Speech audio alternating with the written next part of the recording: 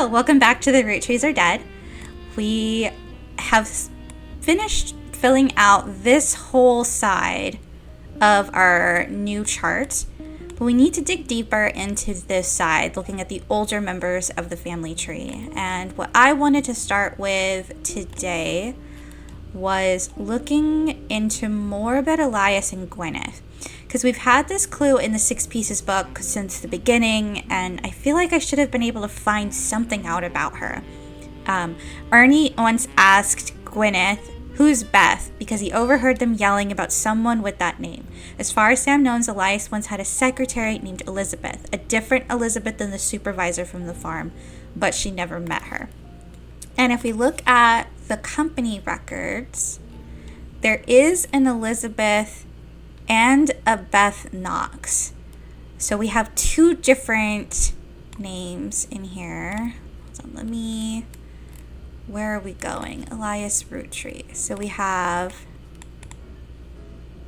Elizabeth Cravensworth, and we have, it's not going to let me add that too. We also have Beth Knox. Company records. So I'm guessing one of those two might be the Elizabeth we're looking for, because Elizabeth Farrow is the one that Guy had an affair with. So we know it's not her, but it could be one of these two. Her name is obviously Beth, but Elizabeth could also be it. So let's see if we can find them in maybe the Butler County Times.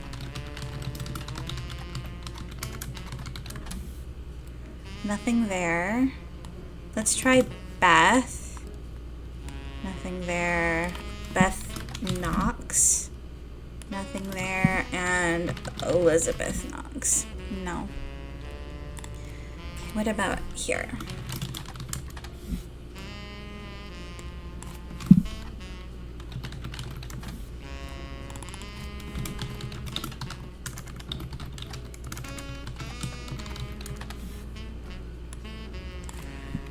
I knew this is gonna not be that simple. Okay. I feel like that is the route we need to go into.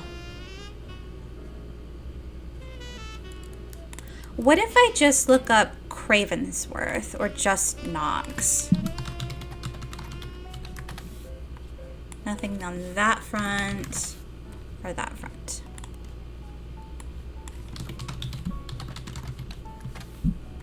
Nope. And nope. All right.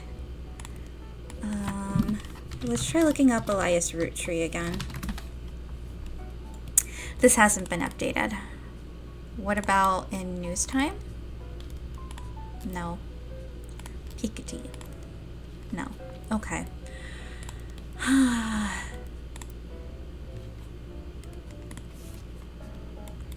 But there are two different hints in here. This is locked in, right? Yes, it is. And then what about her name? This is not locked in. Wait, her name is Christine, but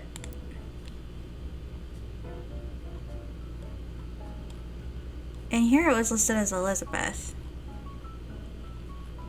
Hold on. Back over here.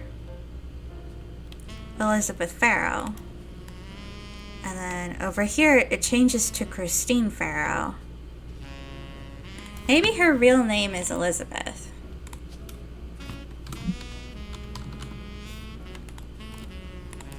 I'm just going to leave that for now because everything else about them has been locked in except for her, and I don't know why. Okay. Not having luck over here. Oh. John Doe. That's strange.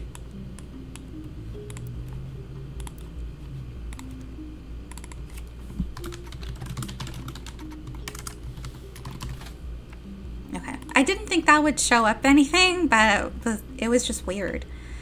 Okay. What else do we still have? The cruelty diary. That's about her parents.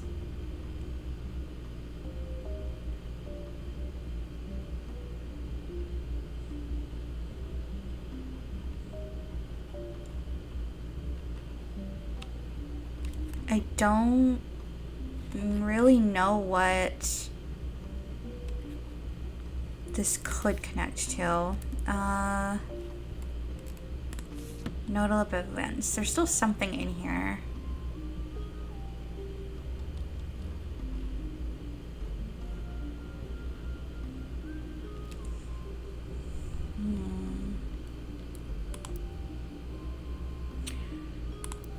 My brain feels fuzzy, so I'm going to get a ducky.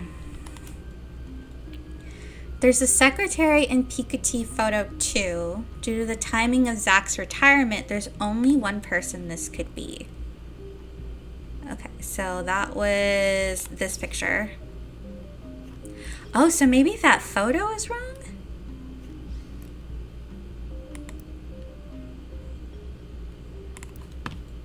Okay. So this is when Zach is president. And Zach was going to be retiring. Guy replaces him.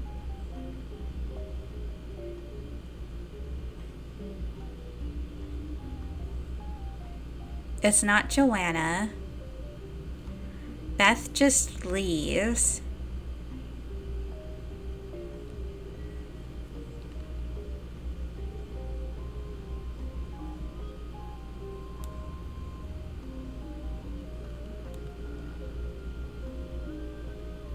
Beth Knox 50-year work anniversary bonus. It has to be Beth Knox over here. I don't know if that's her.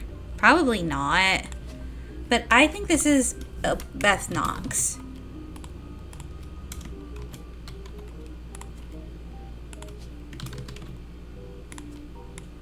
Yeah, I didn't think that was going to be her. So let's take the photo off. I still think the photo is her. And I mean, she goes through like multiple names. Of course, Christine is hired, but over here it's Elizabeth Farrell.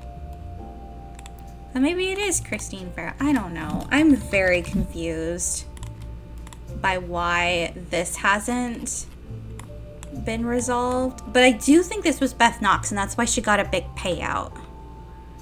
That makes a lot of sense to me. Okay, ducky. Crocodile Clementine was involved in a notorious incident. Maybe you can find out more information about it somewhere. Okay, so let's continue looking him up in all the periodicals.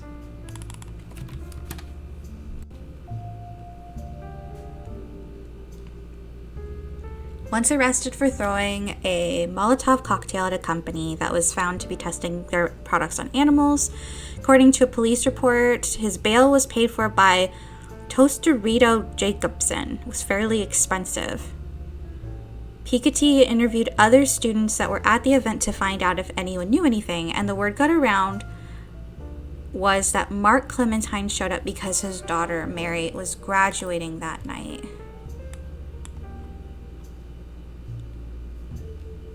Okay, so he has a daughter named Mary.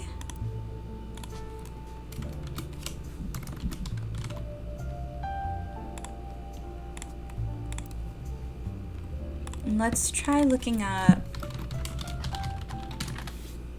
There's nothing in there.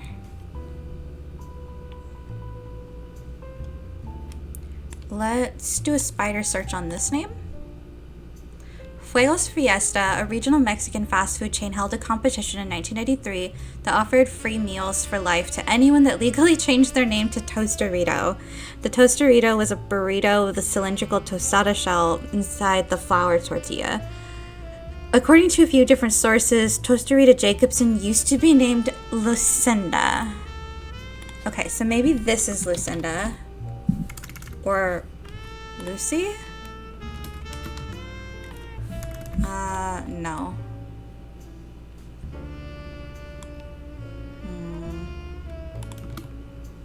Is Toasterita in here? No. Okay.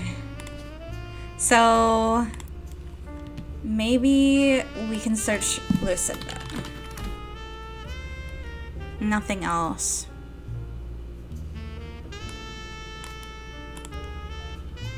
Same source. Okay, I'm just going to save this information. Highlight, and then also this information.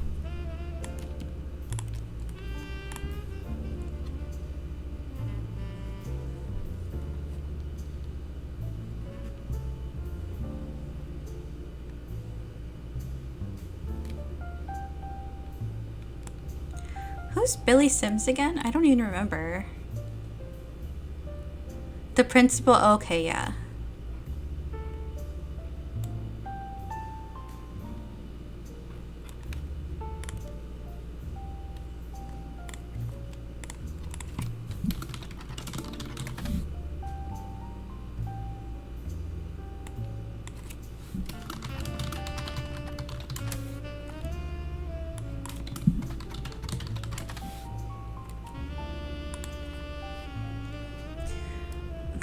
What is this again? On-campus newspaper. Okay, nothing there.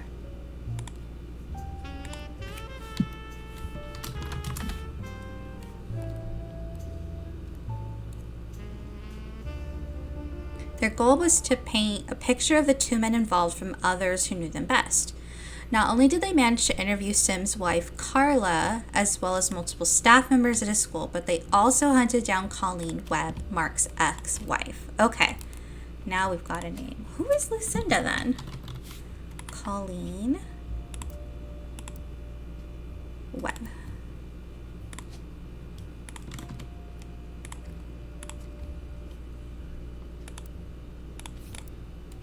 According to the section with Colleen, she and her husband met when he worked for an airline. She worked in an airport newsstand. He was a drinker and would often have wild mood swings.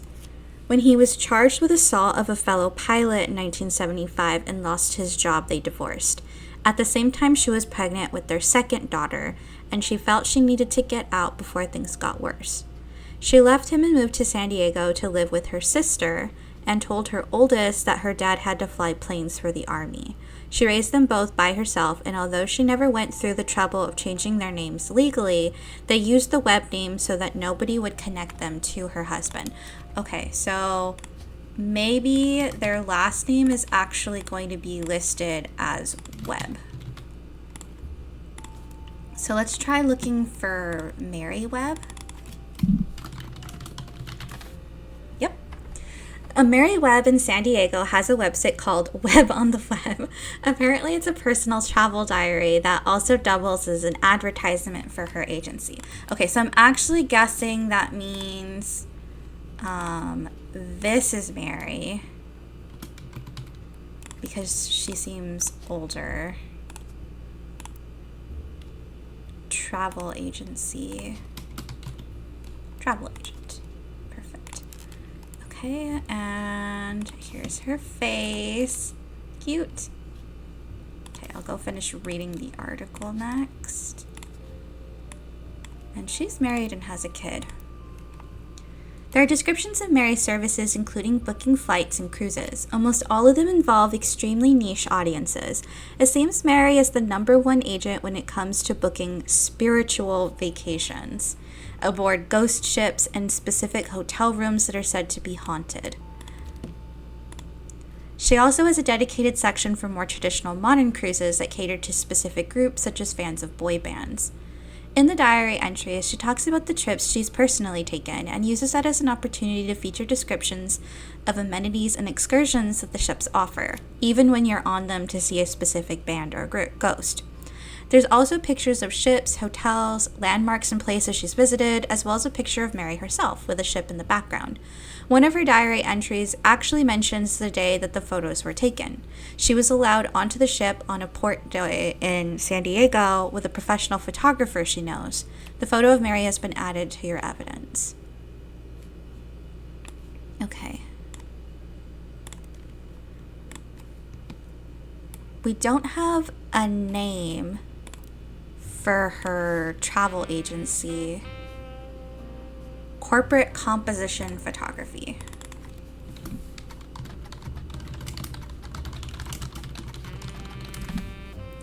Corporate Composition Photography is a photography studio that was listed on a few different sites for business in San Diego. It seems to have been possible to hire them to take professional quality photos for businesses of all sorts. As far as you can tell, it appears to no longer exist. The company is also mentioned on a photography site with some IRC chat logs. It seems like the site is the personal page of a member of an IRC photography channel. They have archives of logs they've been saving since 1993. One of them was from 1996 when Val, the former head of photography from Corporate Composition Photography, did a Q&A with their users about taking pictures for promotional materials and print ads. Most of the questions and answers are pretty technical. They not only seem irrelevant, but generally go over your head. One of the questions, however, mentions that Val was on the cover of Telephoto and asks about Iraq. The question was quickly shut down by the person running the Q&A, who said, Val does not wish to answer any questions about his photojournalism days, nor does he wish to talk about LPB. Please keep this on the subject of commercial photography. Okay, let's search Telephoto Photography Magazine.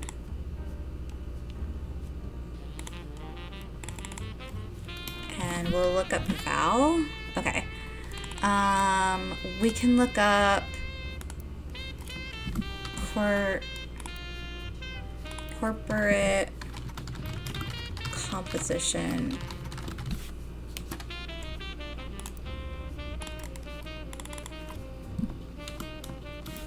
Was that,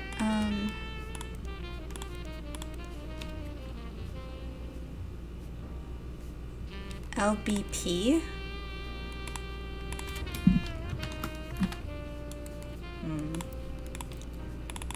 It has to be there for a reason.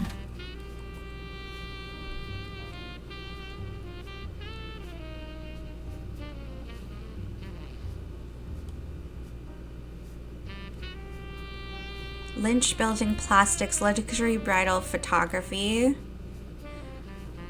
Okay, so there's a couple that are related to photography.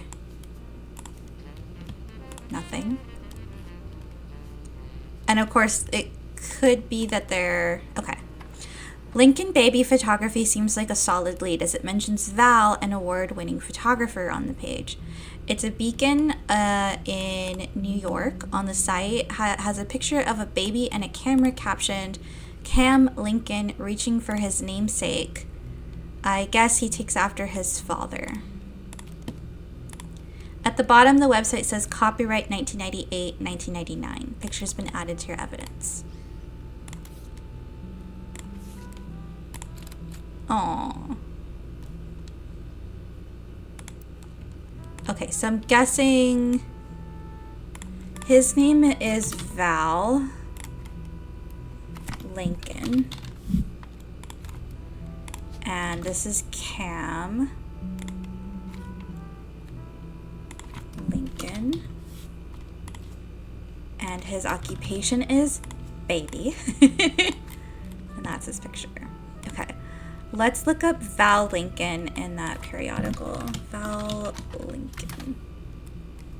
Nothing. Okay.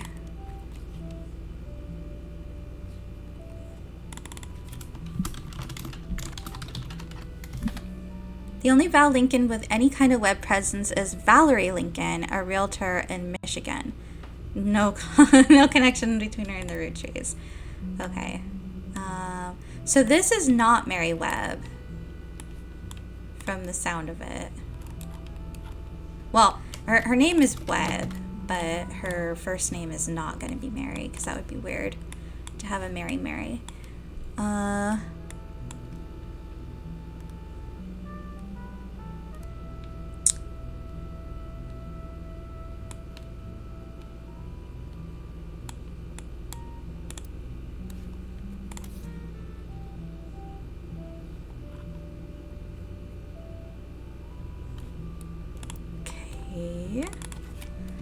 What did we find for Colleen Webb again?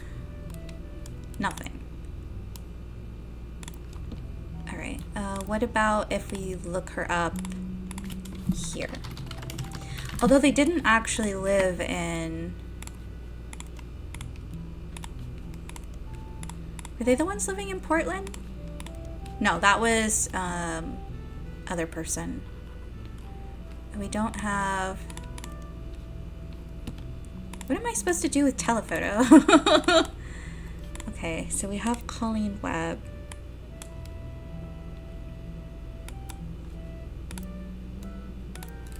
Okay, let me go back into my notes.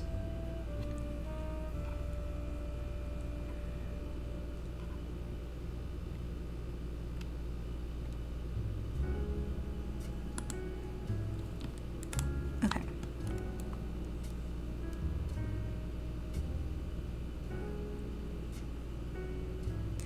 Oh. Yes, this is an X. Carla Sims?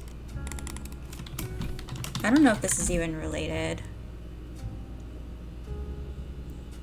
Carlita Sims. Not relevant.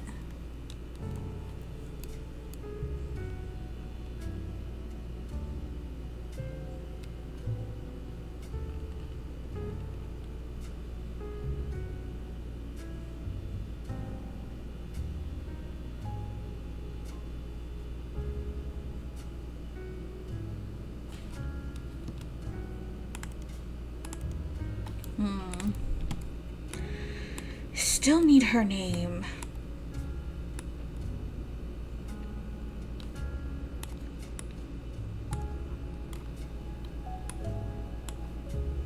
Do I need a ducky?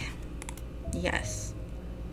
You could find some new information with Val's last name. I mean, I tried.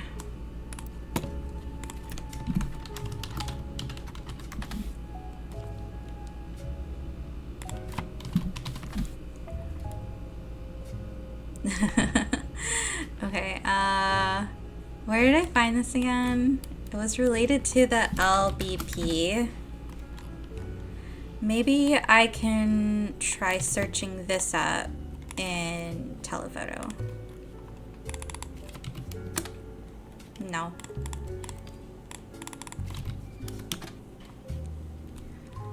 A business in Beacon, New York, and on the site it has a picture of a baby, Cam Lincoln. Guess he takes after his father.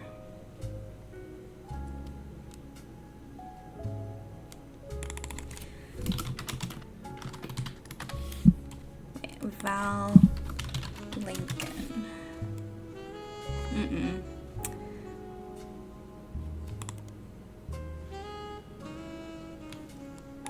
What am I supposed to find with it? Yes, I did that. When you searched for corporate it was mentioned it was featured in a magazine. I tried that too. Should I just look up Lincoln? Because Val Lincoln returned... I swear I searched Val Lincoln. You all saw me do it. Unless I just horrendously misspelled it. Val Lincoln was featured in telephoto, the cover which featured one of his photos, as well as portions of the article have been added to evidence. Okay. Oh. Telephoto is a photography magazine. This 1992 issue focuses on the photos of Val Lincoln, a photographer who went overseas during Desert Storm. He won the Sepia Award for photojournalism, specifically for the photo on the cover. Clementine. Val got his start in high school when he took a photography class because, in his own words, he couldn't decide what else to do and thought it would be the best career in the world to shoot for Playboy. But he quickly found he had a knack for it and began to skip lunch in his free periods to spend more time in the darkroom. After graduating, he tried to pivot to landscape photography, but didn't have any passion for it. I work much better when I'm trying to tell the story of a person or an object. He got lucky when a photographer mentor of his, who was going overseas to cover the war, decided to take a chance on him. Most people wouldn't call it lucky to go to an active war zone for no pay, but he bought my plane tickets, all my meals, and even pulled some strings so he could rush my passport. For someone that had never had a real job or even left California, it was a hell of a break. Val was only 19 at the time and shot the photo that won him an award the third night he was there. The photo depicts Lisa Clementine, who lost an arm in Operation Desert Saber. According to the article, women were not subject to direct combat, and Lisa was in a vehicle at the time. The vehicle had to pull over suddenly when the road ahead was partially destroyed, and she and a fellow soldier were severely injured by a landmine. Val says, "I ran into Lisa just after her surgery and took this picture. Then, until she shipped out, I kept finding excuses to go back and take more pictures of her. I guess it was fate, because that's the photo that won me an award, got me into your magazine, and also led to my engagement. Just earlier this week, she agreed to become Mrs. Lincoln." Okay, so this was Mary Webb over here. So this is Mary. She's a travel agent. And this is Lisa.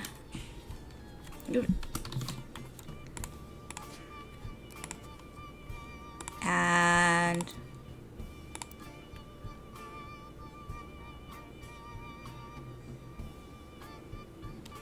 I mean, is there like just a veteran? No.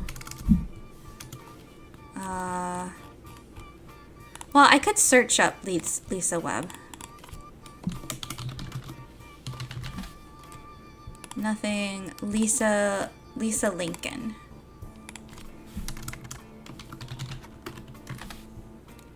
Lisa Lincoln is, according to a military website you find, an amputee who lost a limb in Desert Storm.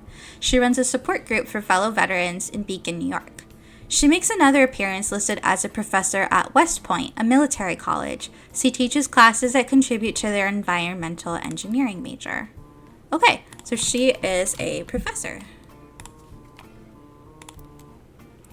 Her short biography on the staff page mentions that she had a passion for the military from a very young age due to erroneously believing that a family member was an Air Force pilot. While she later learned that to be untrue, her passion remained and she joined ROTC in high school. From there, she enlisted. Okay, I'm just going to highlight all of this to save here.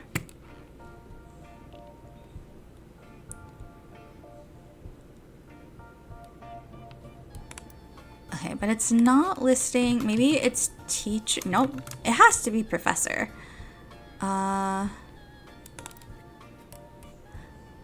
Webb is her maiden name, so that should be correct. Okay, so I think this is complete. It just hasn't locked it in. All right. I did. I mean, her last name is not Lincoln. She's listed as a professor at West Point, a military college. She teaches, I don't know. What do you want? I guess I'll put military, but did that satisfy you, Ducky? No. Okay, West Point.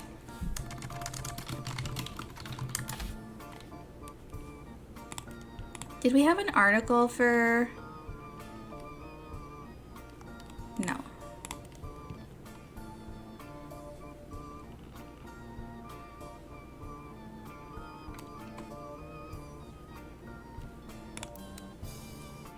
Yeah, I don't know if they want me to say professor or if they want me... Is it because... No, she's not going by Clementine.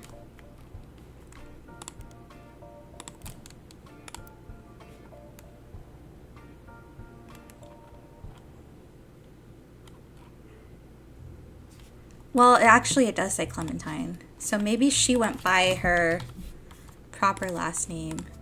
I'm going to go back and change this to professor. Okay. So she went by Clementine, whereas her sister went by Webb.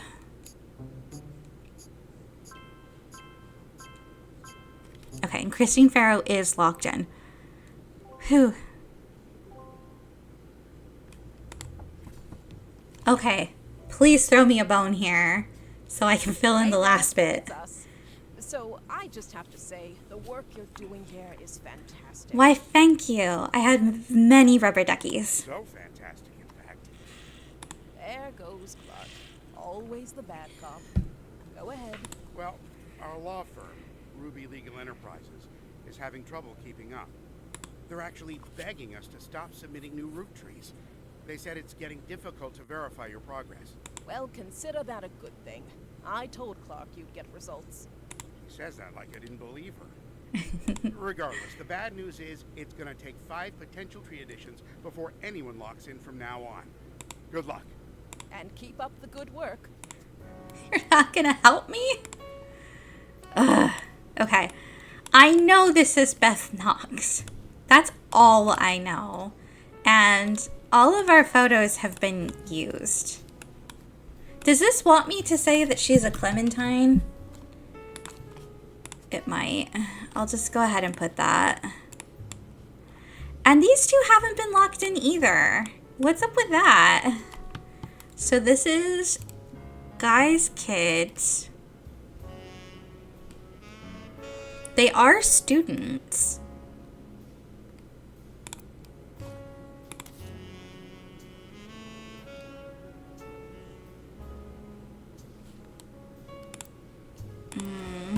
Okay, let's go back to Guy Hudson.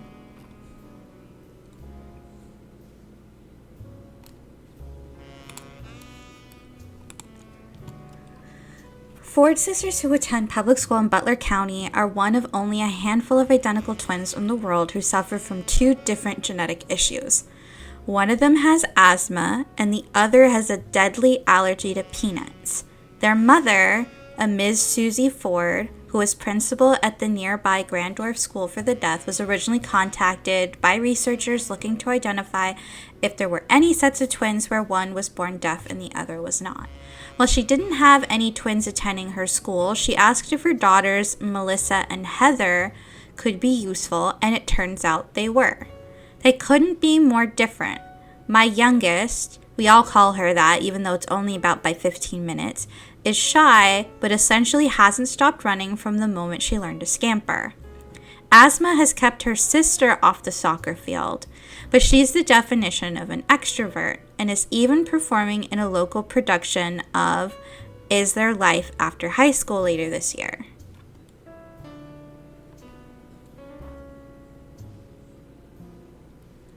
And it's from this year, so they are still in high school. And she's the one with an inhaler, and she's the one, like, maybe, I'm guessing that's like an EpiPen or something. So I feel like those have to be in the correct spot. So I don't know why it's not locking them in. Okay. Ducky. Are you kidding me? Ducky is telling me that there's something wrong.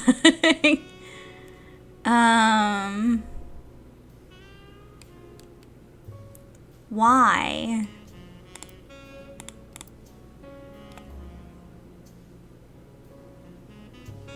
Is it because they go by Ford, not Hughes?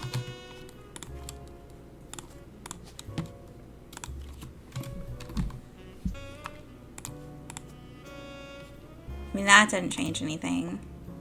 Okay, but maybe that actually was it, because usually the duck changes routes when you've figured things out. But I need 2 more things to lock in before we'll make any headway.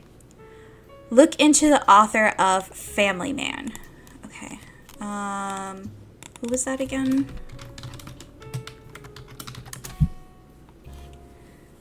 Bess Williams. Bess Williams was an author born in the... I should change this to Elias.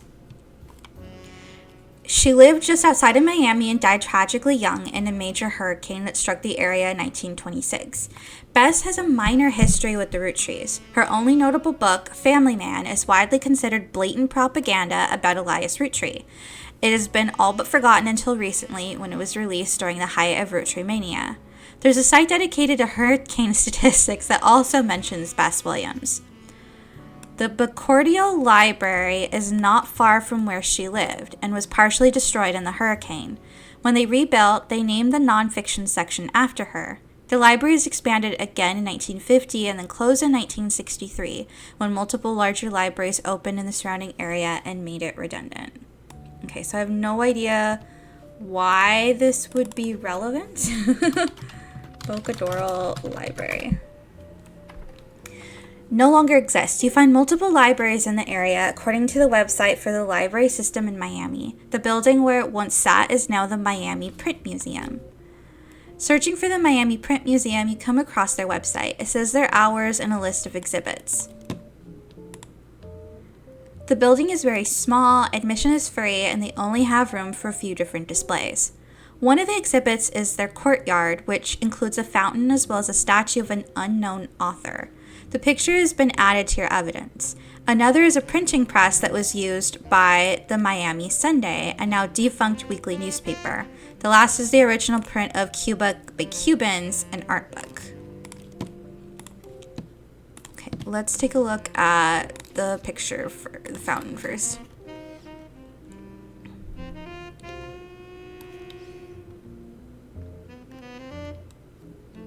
Said to be of an unknown author.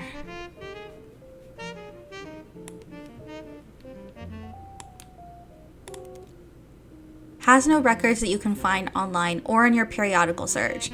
It merged with another periodical and became Miami Mercury Sunday, which only lasted a year. You find a small website about quirky printing history facts that mention the Miami Mercury Sunday was the outcome of merging two small failing newspapers. This resulted in one larger failing newspaper, which was only notable to the author because by combining the names in the way that they did, it was tied for the longest title for an American newspaper at the time, with a newspaper in Jefferson, Texas. Okay, so I don't think that's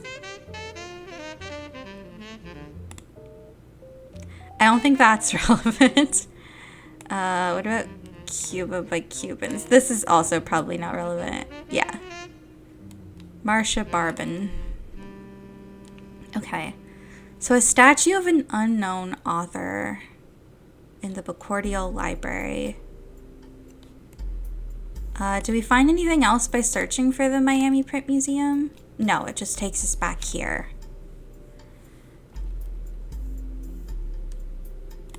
And I don't think there's anything.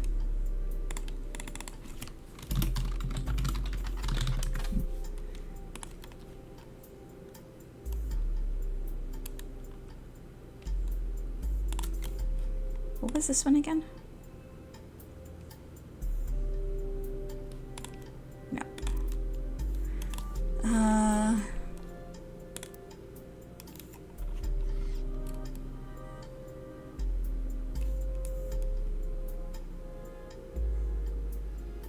Who are you supposed to be? How is this supposed to relate? What if Beth Knox is his daughter and not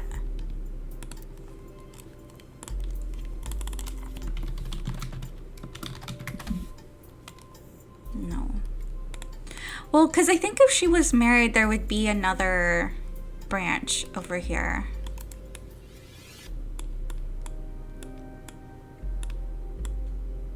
Right?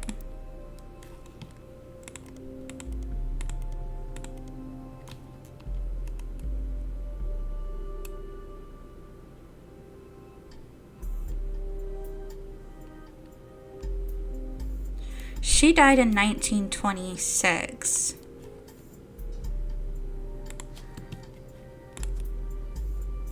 Even so, I think this is correct. I think this is Beth Knox.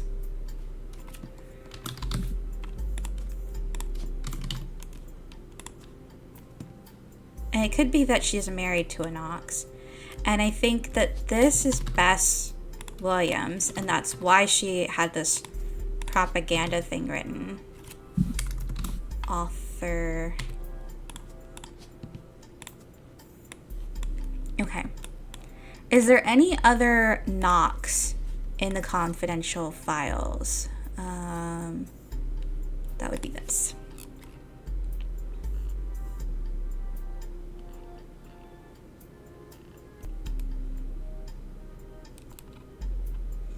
It doesn't look like it.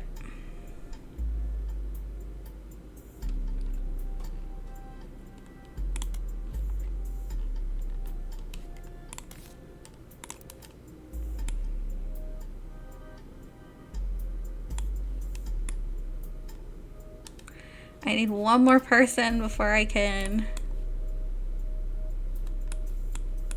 get any credit.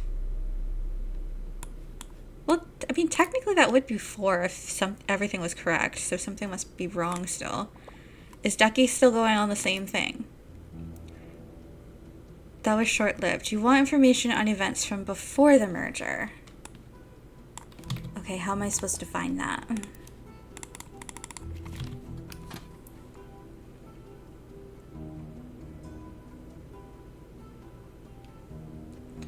The Miami Mercury? Aha!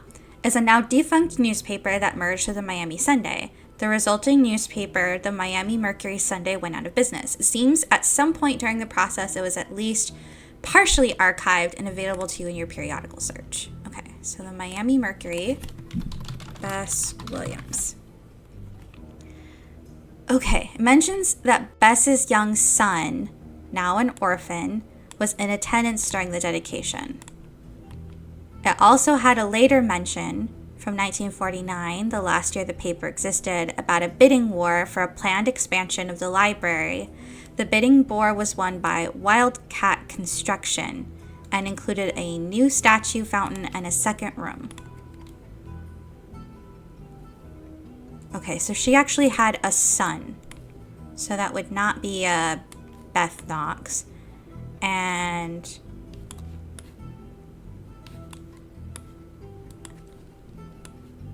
this is the 20s. So I think this is the 40s.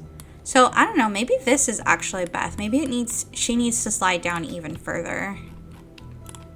So I'm gonna change this to be unknowns because this is a guy. Because I'm pretty convinced this is Beth now. Oops, I don't need a ducky yet. I'm going all over the place.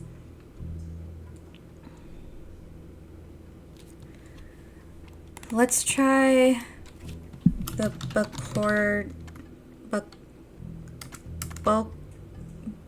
Bocadoral Library.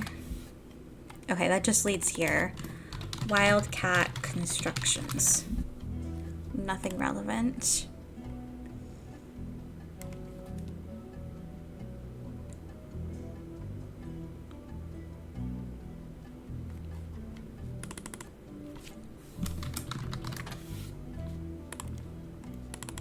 Do they have anything about Elias Roottrees in here by chance? No.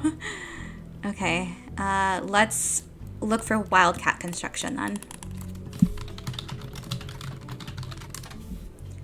Listed in some historical records as having worked on many buildings in the Miami, Florida area, it seems to have ceased operations in the 60s. Okay, that's not helpful to me. Miami Mercury had an article about Bess Williams in the Bocadoral Library. Her son was in attendance during the dedication.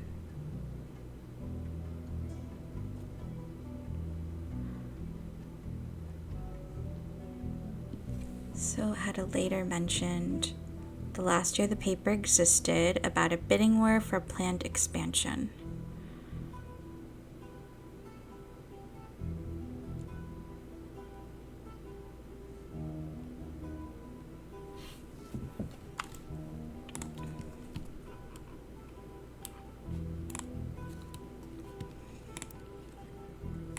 Well, his last name is going to be Williams.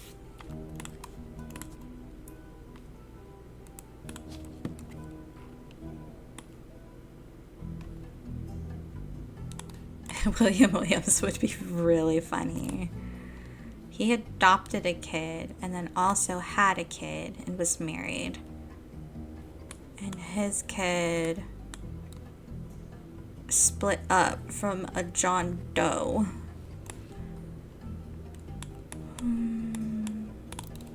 What if I just search Bess Williams' son?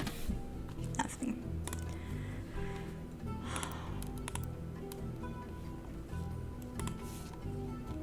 We're getting so close to things.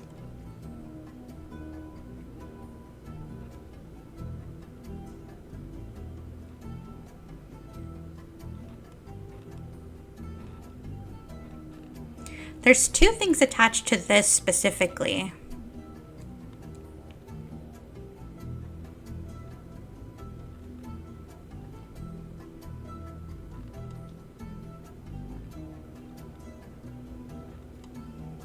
But it could be that they're later on in... Is it just that one? Yes. There's still something here in the 6 piece. I think it's related to Beth, though. I think that's the clue. Because Beth is here somewhere. I just don't know where. It's either here or here. But it's hard to match it up in terms of timeline. Alright. I really want to finish during this session.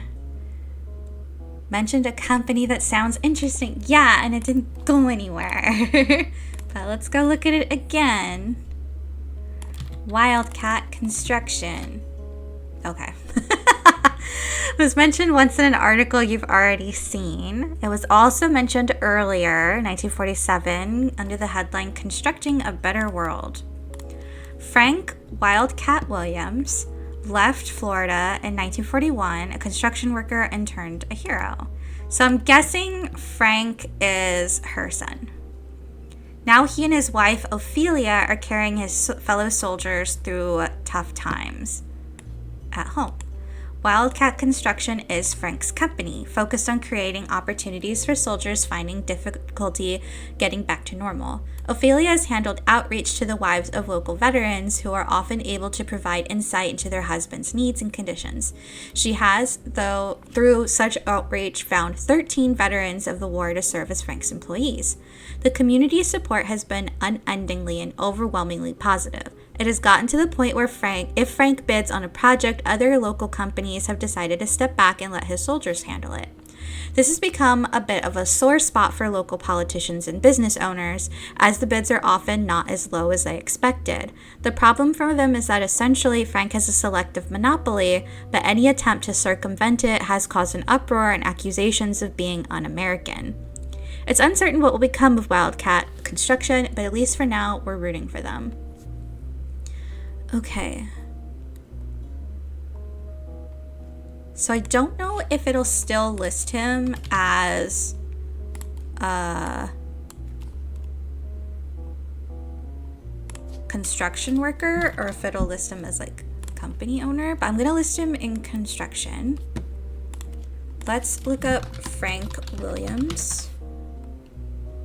Frank Wildcat Williams.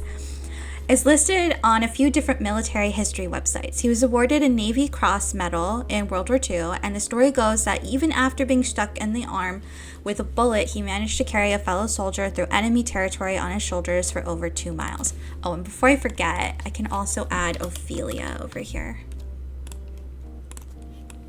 Okay. And let me get the pictures in here. Oh, look, there's the picture of the statue in the background. Are you juggling hammers? Yeah, that's exactly what the caption says. Okay, we can put him here. Perfect.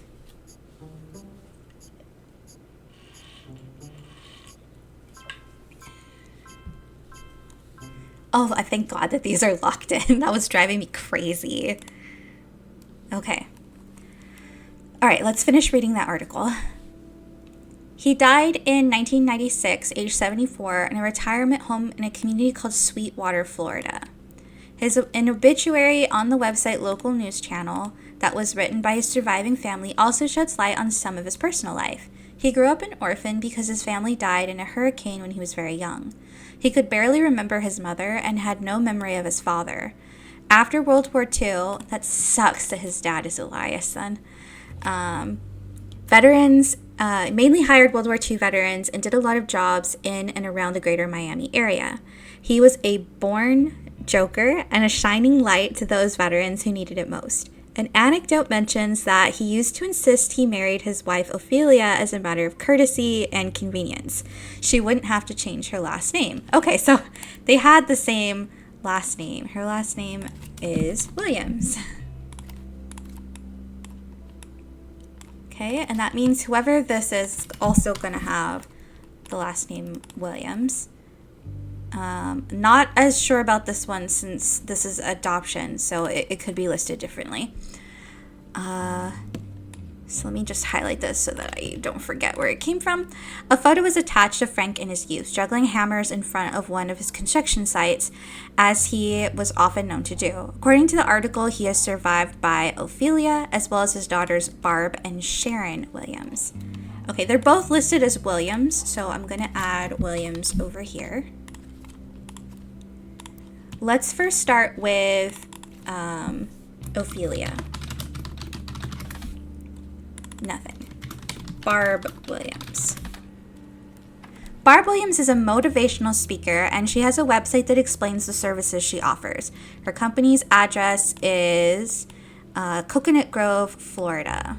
And they have a flyer with her picture. So this is her. Her story will surprise you, uplift you, then energize you. A lesson that anyone can take something away from. An intimate evening with a truly wonderful message. Book Barb for corporate retreats, church events, and even school assemblies. She can customize her message for any audience.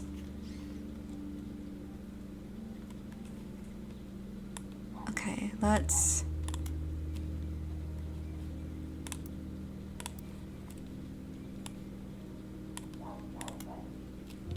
No.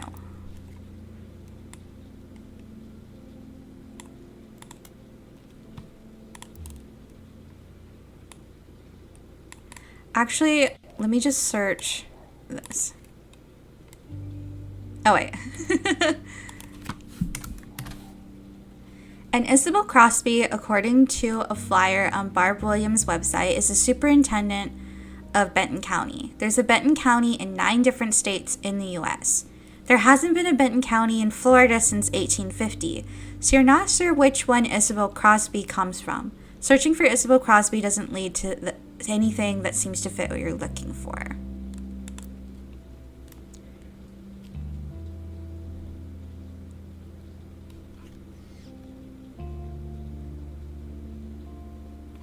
What if I just search like this? Spider search. Has no online presence whatsoever. You do find it listed on a giant list of television call signs next to the city Springfield under the heading of Effingham County. You need to do a deeper dive on a specific city and state to see if any locals have discussed news in that area.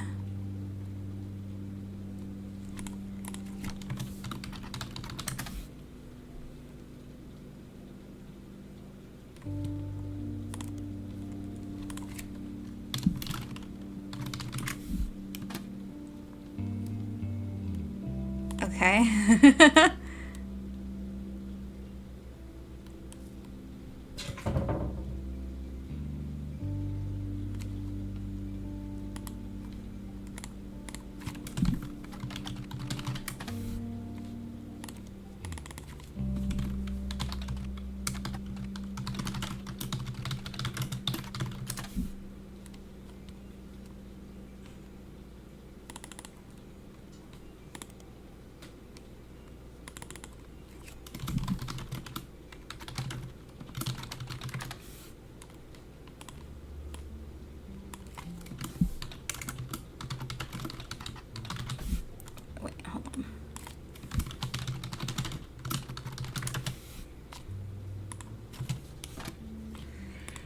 Oh, how am I supposed to break through this?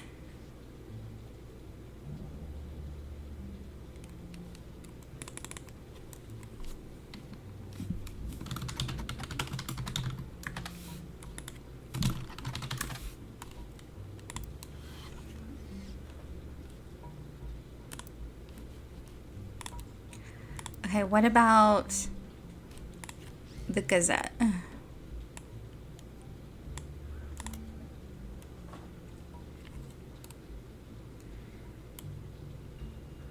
Instead, a man named Chris Elmsworth has invented a small town newspaper as a conceptual piece.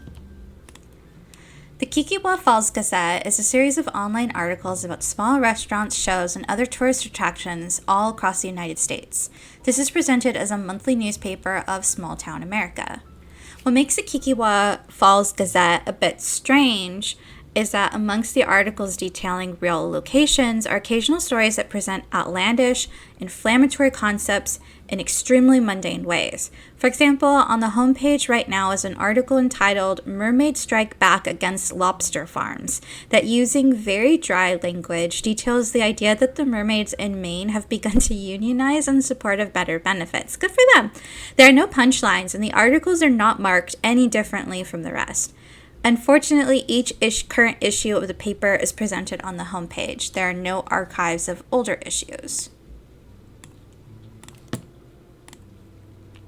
Okay, let's search Chris. Okay, that just takes us to the same thing. And that just takes us back here.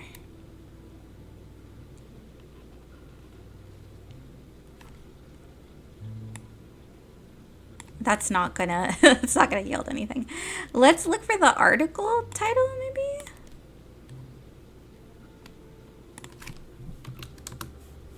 Nope. Okay, that doesn't yield anything. Okay, so that was just Barb. There was another name though. Sharon. Let's try seeing if we can find anything about her. No! So our pathway forward is through Barb.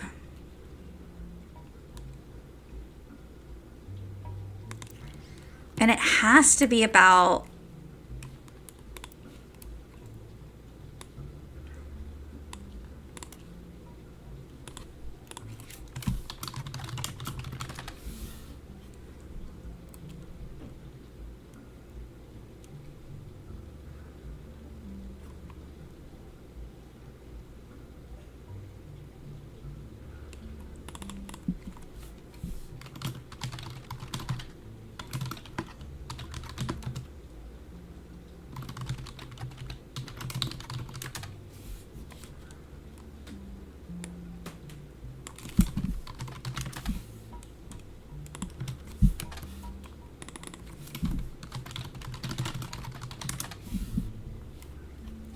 When you refine your search to a television in and around Springfield, Georgia, you come across a website that lists different channels available there.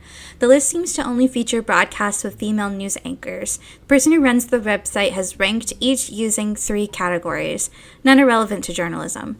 One of the entries is Channel 12. The news anchor is listed as Greta Flores. A news anchor who apparently used to go by Greta Jones before her divorce. Compared to the ordeal you've gone through to simply figure out her current name, it's way easier than you expect to find that she has a website of her accomplishments. She was apparently the MC for an all-female speaking tour in 1977. The tour was called Storytellers of Sisterhood, the Mothers and Daughters of Earth. You do a search for it, and it seems some of the stories were compiled into a book simply titled 25 Stories of the Sisterhood by Isla Hale. Okay, so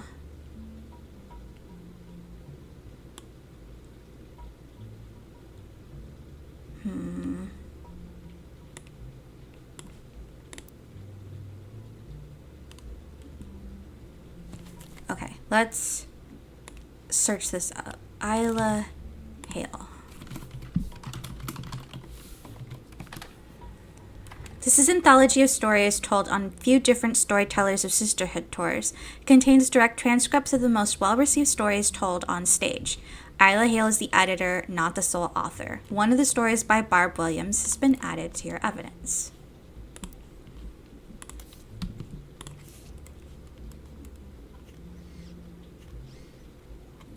Barb Williams has had the transcript of a story she told on stage published in a book. The first part of her story focuses on two 16-year-old girls. My sister Sherry was a brat. Always sulking, often disobedient, never on time. She borrowed things without asking and even ran away from home only to sneak back the next day, like nothing had changed. My daughter Sharon, on the other hand, was a beautiful person. She had excellent marks in school, was intensely artistic and creative, and even volunteered at an animal rescue. Okay, so she has a daughter. She has multiple daughters. They have no daughters. So this is Sharon, who goes by Sherry. And this one is Barbara. Is motivational speaker on here. Public speaker. So I'm going to put her in here. And she has a daughter named Sharon. Wait. My sister Sherry was a brat.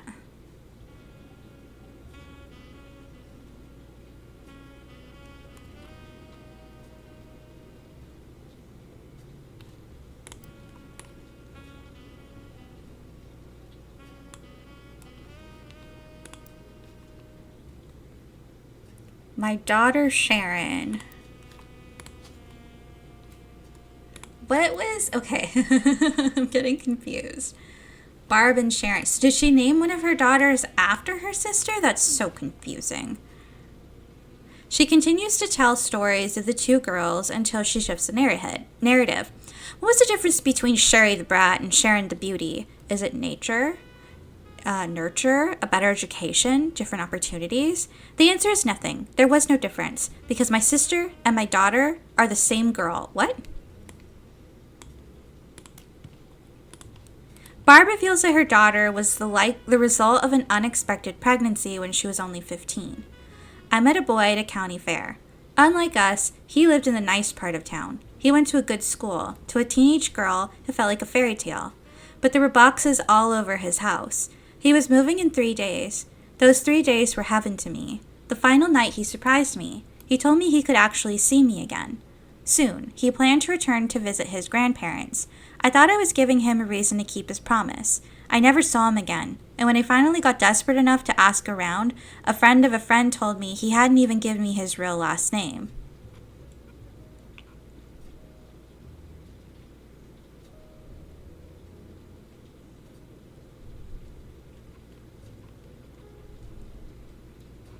I'm so confused. Barb also talks about when she found out she was pregnant. Okay. Her daughter was an unexpected pregnancy when she was 15. Meeting a boy at a county fair. Oh, okay. Wait. This is Barbara. No. Barbara Williams, public speaker.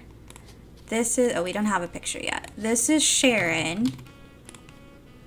We don't know what her wait, didn't it say she was an art? No. It said, it's up here. She had excellent marks in school, was intensely artistic and creative, and even volunteered. Okay, so we don't know her exact thing. But her parents adopted her sister and raised her daughter and raised her because she was only 15, 16. So she was a little girl. Okay, that makes sense. And that's why we have this line over here. Okay, on the right track. He lived in a nice... Okay, I don't need to read this anymore. I was convinced my life was over, but my parents, they took charge. I had to live at home and work a part-time job, but they removed the burden of motherhood. I managed to scrape out a degree in English, and as my daughter was concerned, I was her much older sister. Barb used the story to come to a conclusion. When I was younger, I thought my sister was the brat and I was wrong. But she ran away from home to work at that animal shelter. She borrowed my clothes for presentations at school, and her creativity allowed her to open up Sherry's hair. It took me far too long to realize the beauty was always there too. In fact, the brat and the beauty exist in all of us. It was my inner brat that kept me blind to the truth. And I'd like to say it's the beauty in me that's finally able to see what I was missing. I implore you to call upon the beauties in yourselves and whenever the brat tries to take hold. Okay, so she is a hairdresser. Let's look up Sherry Williams. What? Was it Sherry with an I? Hold on. No, Sherry's hair.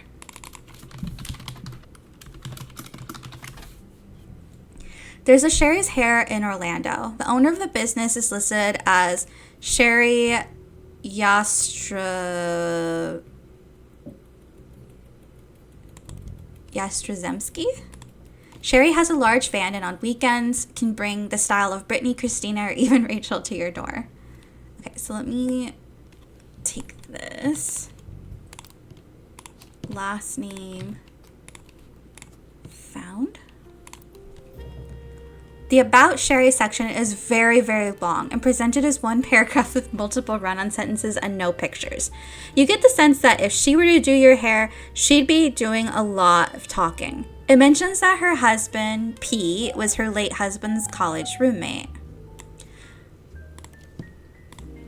She and he had never spent any significant time together until she became a widow, and they built a charity together. They left the charity behind because it was growing beyond their ability to run it. Okay, so this is Peter, and actually he's going to be this person because he passed away. One. She also brags, they left a charity behind because it was growing beyond their ability to run it. She also brags about her kids, Tony, Mark, and Cricket. Her oldest, Tony, seems to get the short end of the stick. His two listed accomplishments are that he's the oldest and he's a straight-A student. Okay, so this is Tony. Okay, Anthony. No, having many Anthonys in my family, that makes sense. Okay. Mark, on the other hand, has multiple baseball accomplishments listed. Apparently, his Little League team is nationally recognized. So this is Mark Anthony. It's funny.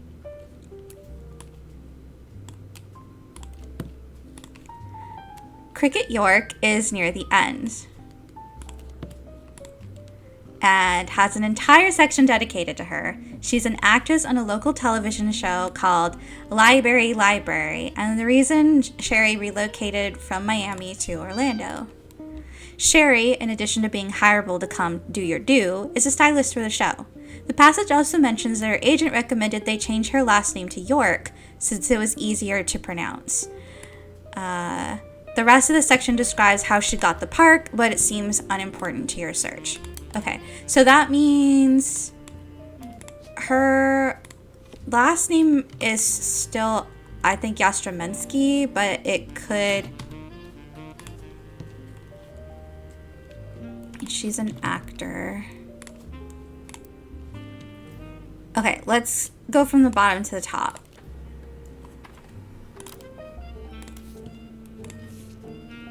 Oh my god, she's so little. How cute. Promotional shot of Cricket York and the puppet Pooftail from 1997 when she was on a show called Library. The theme of the episode tackled why some people needed glasses. That's adorable. Okay. In the show, multiple adults and children interact with different animal puppets in a small town called Library.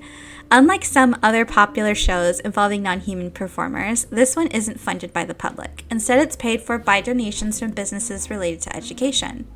This includes textbook manufacturers like Corithmetic, tutoring companies such as EduC82U, and a few well-known publishers of picture books. From what you can find, it's syndicated in a few markets across the southern United States and in New Hampshire for some reason.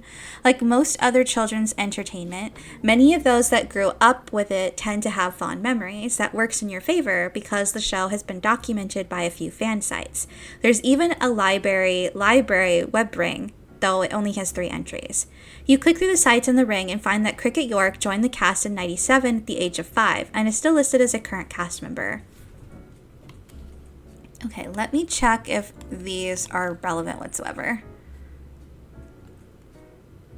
Schools were complaining that the 2 editions seemed remarkably similar, yet Core Arithmetic was charging almost double for the new. I mean, that is how it goes.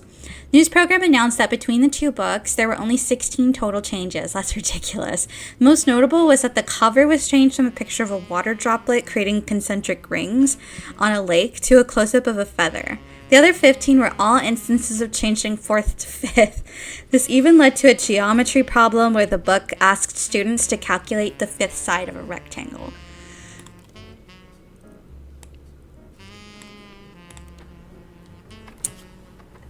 Okay, so they have a deal with Library and feature some of the actors from the show and pictures on their website. According to the site, they actually provide tutoring for all the actors and actresses on the show to accommodate their shooting schedules. Included is Cricket York, who was seen in a photo labeled "Cricket and her brothers ready to learn from one of our talented tutors."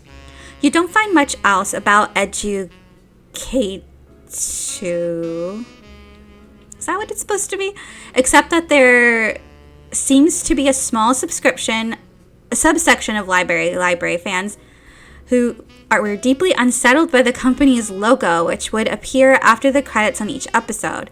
I was terrified of the little girl in the Educate2 logo. She looks like some kind of demon doll, and I'd race the TV every day to switch the dial before a creepy laugh came on. Okay, so that's everything we get on Cricket.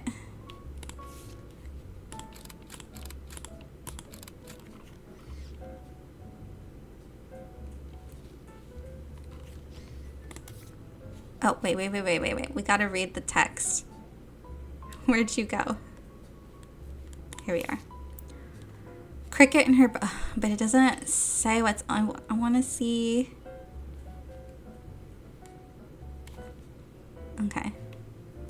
Well, at least we get pictures. So we haven't... Oh, wait. We can't put that in yet. We have you. And we have you.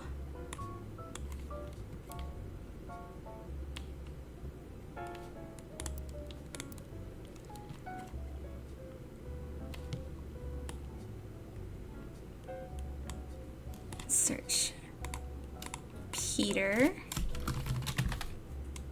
No. Pete? No. Oops.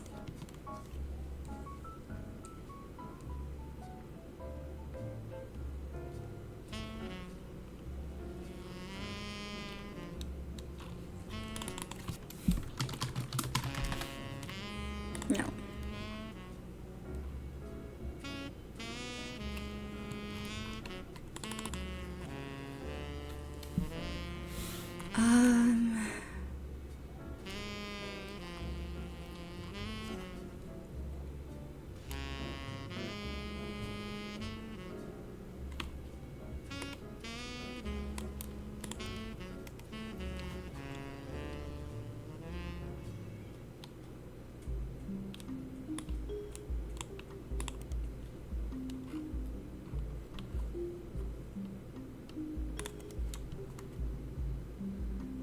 Oh, we're so close.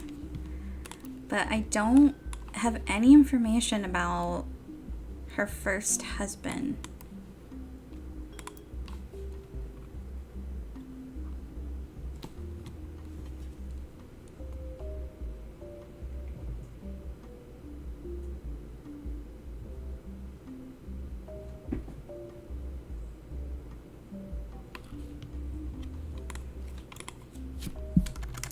Let's try Sherry York. Sharon York? Oh, wait. Sharon.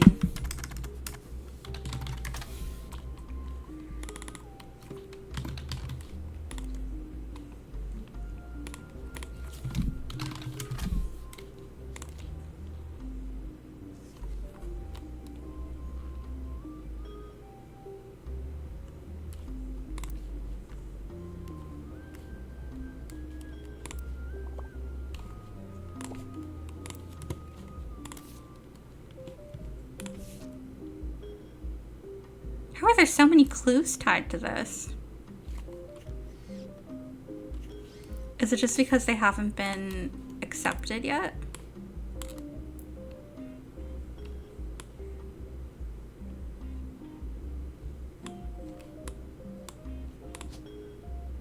We don't have a picture of Sherry yet.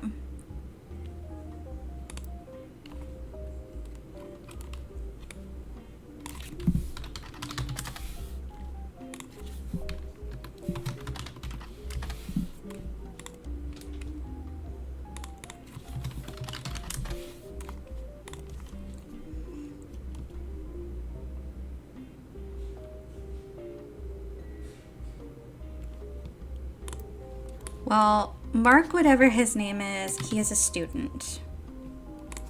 And so is he. Unless they list Little League. No, they don't. That would be silly. I doubt he's going to be listed as Williams. No.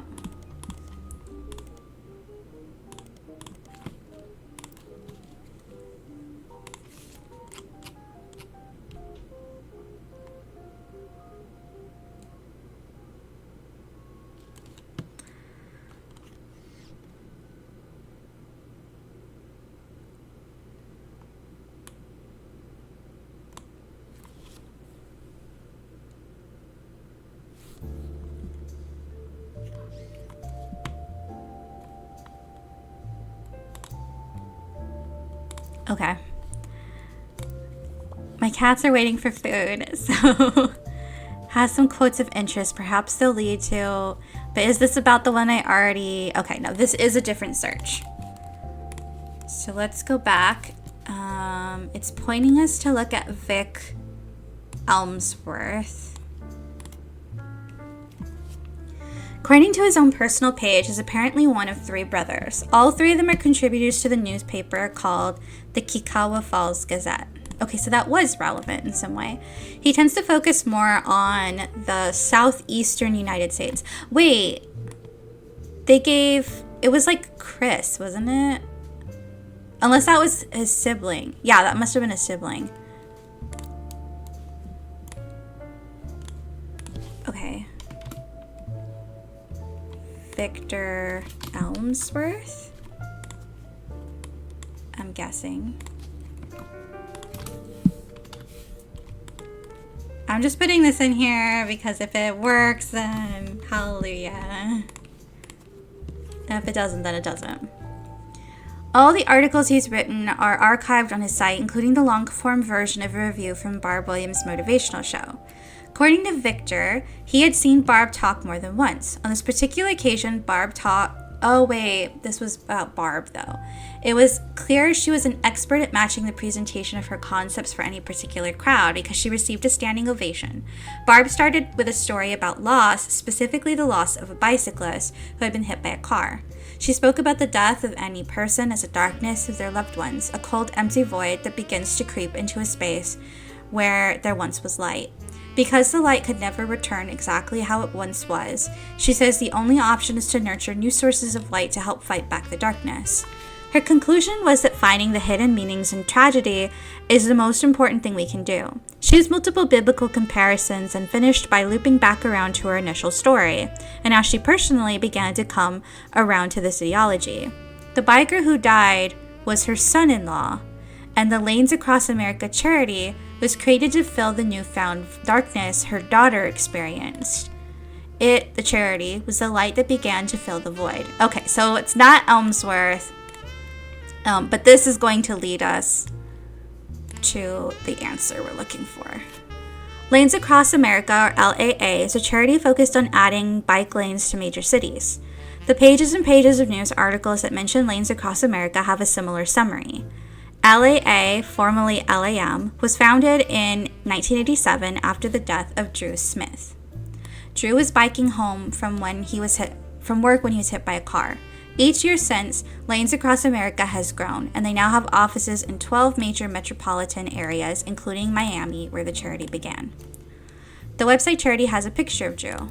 Photo has been added to your evidence. Okay, I think this is it.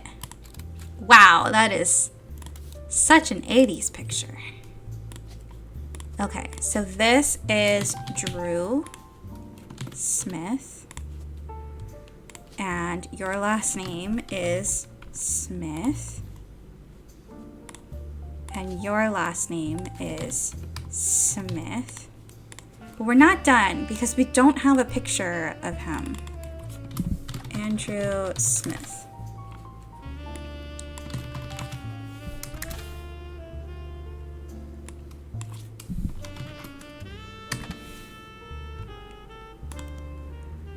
Okay, lanes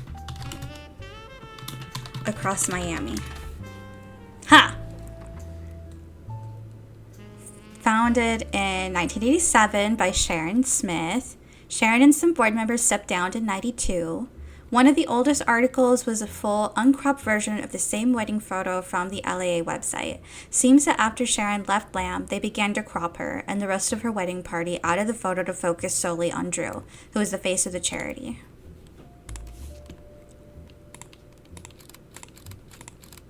And I'm guessing as the best man, that is Peter. Yay! I needed a lot of ducks, but you know what? We got there. That's all that matters. 5 entries added. Okay. Now we get the whatever is in the bonus thingy. Yes? Hi again. I know you probably thought you were done. No, I know the Turns drill. out what you're doing here might have some pretty major repercussions on the family tree. Again. Also, there's something really strange happening. I can't explain it. Neither of us can. I'd call it a simple misunderstanding, but it's digging at the pit of my stomach. I just have a feeling. Clark? Last week, let's just say being the president, sometimes people bring me things. Just skip to the important part. Right. One of our janitors brought me some hair she'd found in Ruby Spratt's trash. It was Bonnie Hudson's. Bonnie is Guy's sister. She'd sent us her hair to test potential Roottrees, since her DNA is closest to Guy's. But Ruby threw it out, and I wasn't sure why she would have done that. Especially right before we began testing the tree you provided.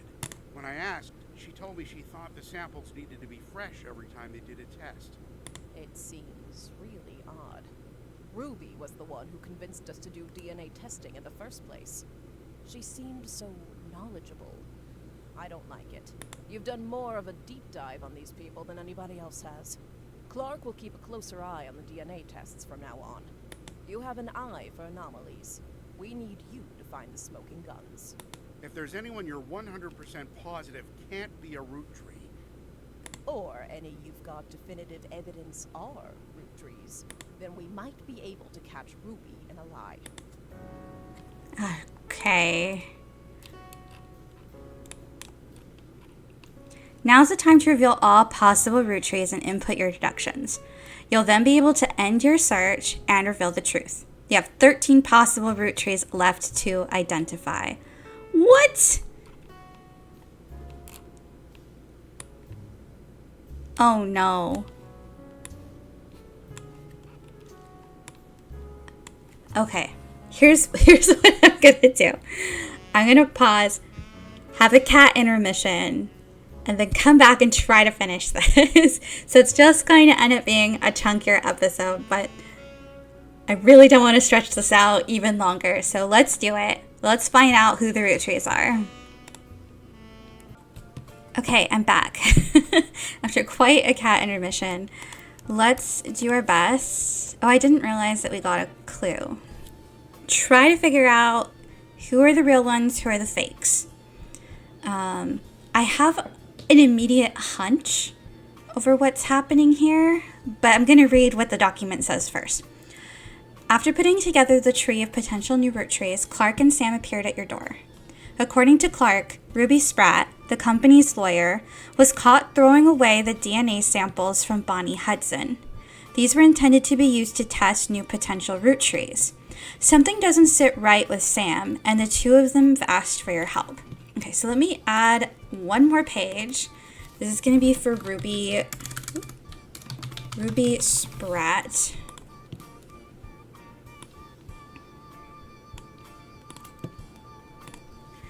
They're hoping that with your evidence and understanding of the family tree, you could verify which people in the dotted boxes are almost certainly legitimate Roottrees, with a check mark. Very unlikely to be legitimate Roottrees, an X, and which of them are too ambiguous to make a decision one way or another. Okay. With a question mark. Additionally, with the suspicion on Ruby Sprat, it's possible that some of her behaviors in the past have also been cast into doubt. A new section of the tree has been added for you to fill in. So my gut is that the person who belongs here is Jane Doe, or Jane Roottree. I'm fairly confident that she is supposed to be here. And I think that they lied about the DNA test. I'm guessing that he's probably not a Roottree, that maybe that was what one of the fake things was. While this is possible, I'm not leaning towards that one as much. I think this one is almost for sure.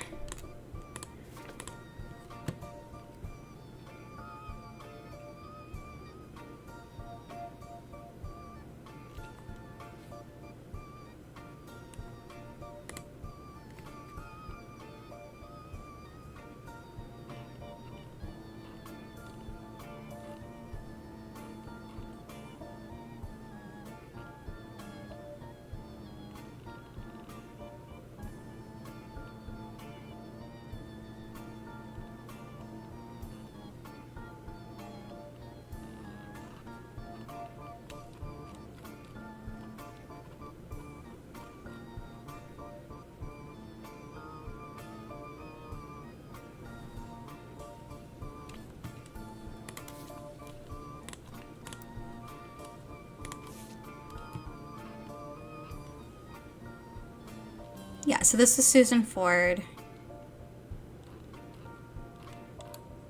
And was this the big payout? Or was that a different time? No, I think that was a different year. The Hudson Wing. I'm very confident that they are, in fact, Roottrees. They're also twins, so I'm like, twin genes run in the Roottree family. So I think they are 2 of the 13 Roottrees. Now, Sonia Alves, that's harder to tell.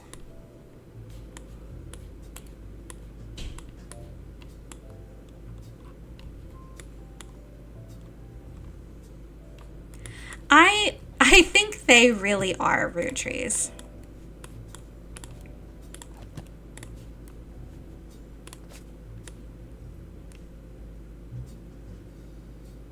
I think the timeline does match. I think he is a Roottree because why else would we have gone through this whole wild goose chase? Oh, that's probably her. Wait, was someone not... Oh, wait. This is your other picture. Okay. Just to get those in there. Okay, so that's 8 remaining.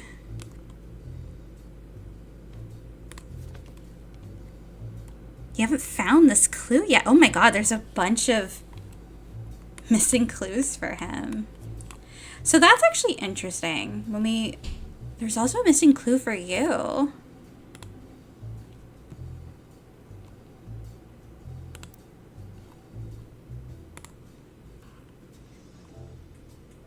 The whole basket baby thing, yeah, I'm pretty sure that both of them are Roottrees. We have all of his stuff. I think it makes sense.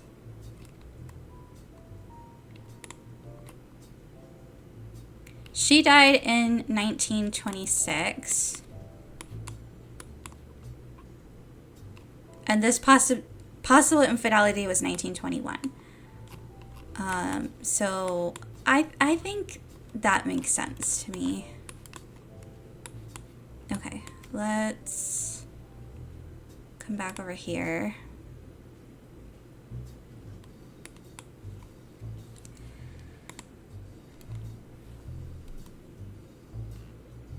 Well, she was pregnant before they met, right? I mean, it's not impossible to prove.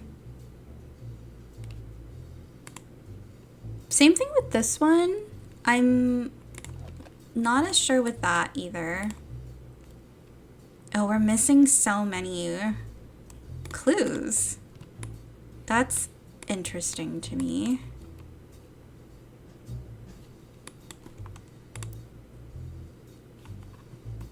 We're still missing something from here.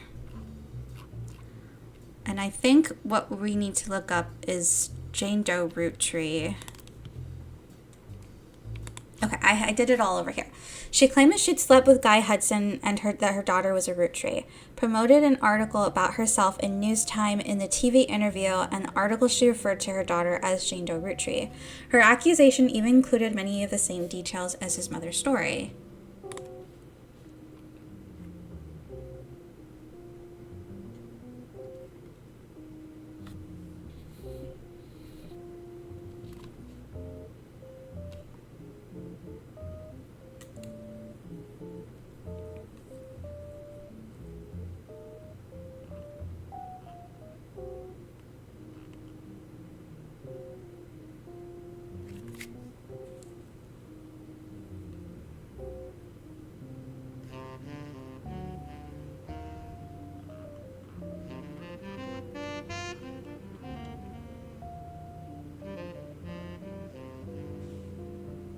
Yeah, see, because they're claiming this was scientifically proven.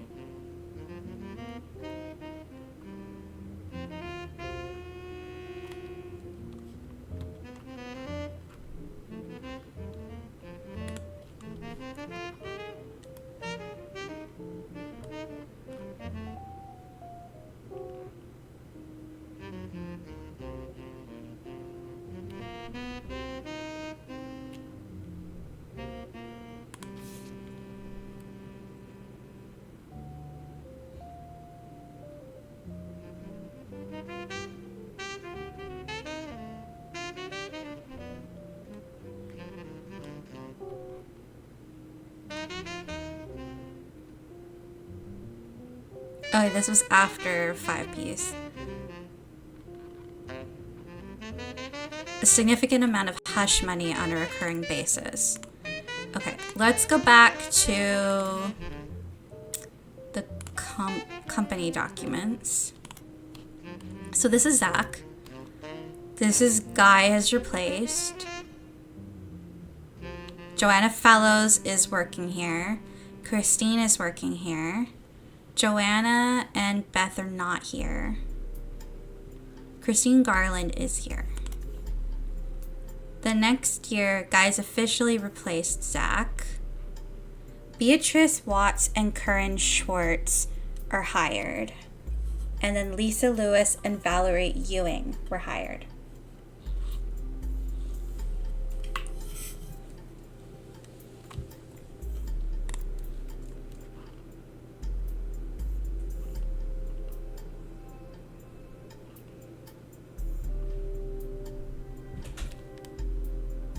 Okay, so this was Corin Schwartz, and they ruled that she was not a non-mom, but that could still leave Beatrice Watts.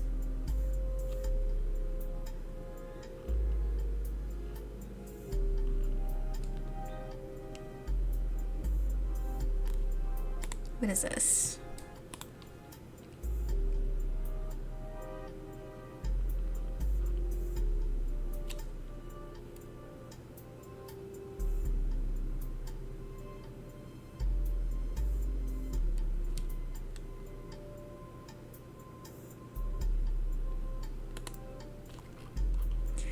They said whoever it was being paid off. So who's no longer working here? Neither Lisa or Valerie. Or Corinne and Beatrice.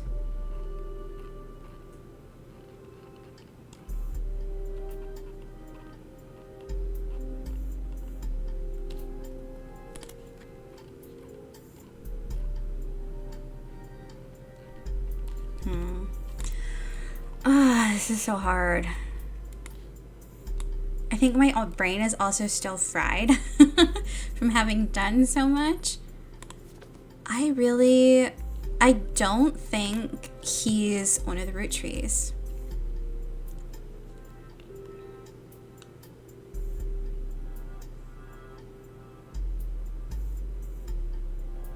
There's like discrepancies about time, right?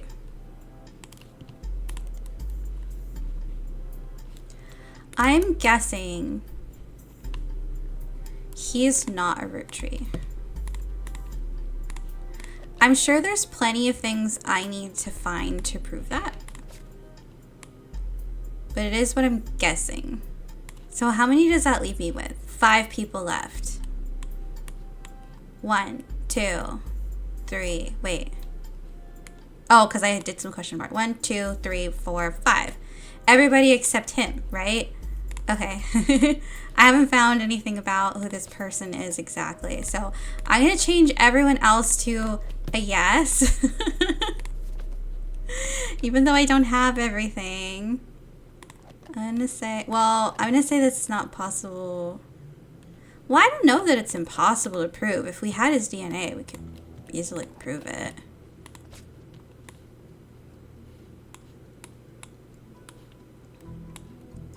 I guess we could say that we can't prove that one. And I mean, Miracle has living relatives, so maybe?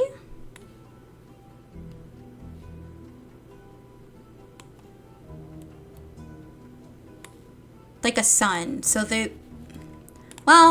maybe this is a little bit harder to prove with 100% certainty, because I don't remember if, well, no, he is alive because he just did this article. It would just be as simple as just doing a DNA test, but he would be harder to prove.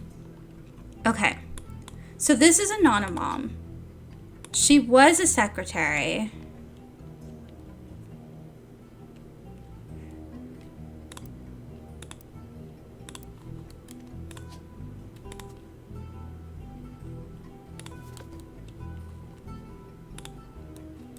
An anonymous woman appeared on the cover of News Time holding a picture of her daughter, Jane Doe Roottrie. First and only mention of the phrase Anonymom came out when they issued an apology. Okay, and then let's find that issue, this one. Anonymom's daughter was not a Roottrie. This article came before all that, right around the time of her first TV interview. An anonymous woman appeared on the cover of News Time shortly after 5Ps was confirmed to be a member of the Roottrie family. In an homage to the previous cover, she holds a photo of her daughter. Unlike 5Ps, she wished to remain anonymous, and both photos were obscured. The anonymous woman claimed to have had an affair with Guy Hudson while she was working as his secretary. She and another woman were hired at the same time during a transition period while many of the secretaries that had worked under Zach Morton were already gone. Okay, so it was a transition period and Zach's secretaries were gone. So let's go back into here. These are the secretaries under Zach: Juliet McMullen, Joanna Robertson, Doris Mays, and Beth Knox. So they are all gone. And then over here, we have Christine Farrow is hired. And this is, oh, no. This guy has replaced Ernest. So this is still Zach is working here. So this is the changeover. Christine Garland is no longer working for the Roottries. So we're not talking about Christine. Beatrice Watts and Corinne Shorts were hired. Juliet McMullen and Doris Mays are no longer employed, and Lisa Lewis and Valerie Ewing were hired. So it's one of these two. And if it's not Corinne, a periodical. I'm sure I've searched these a million times, yeah. What about under Guy? I might have had some stuff that I filed under here.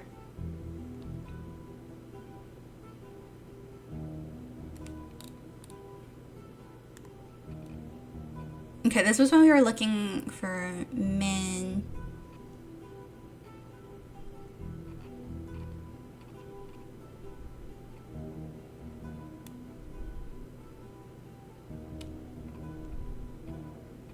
This is all about the Langs.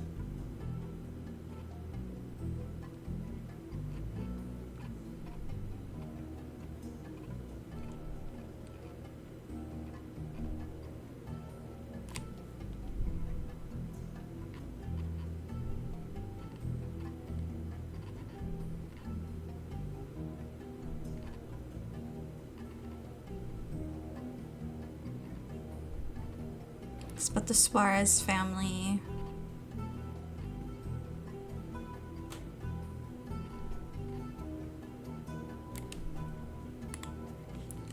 Okay.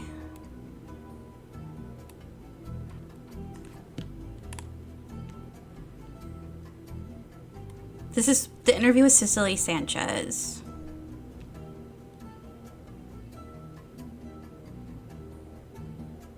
Susie something.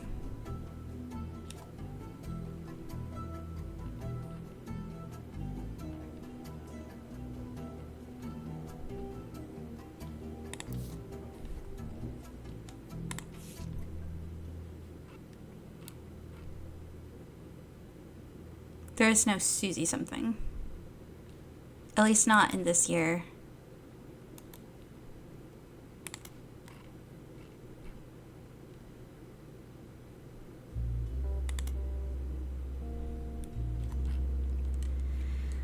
I still keep coming back to Corinne Schwartz.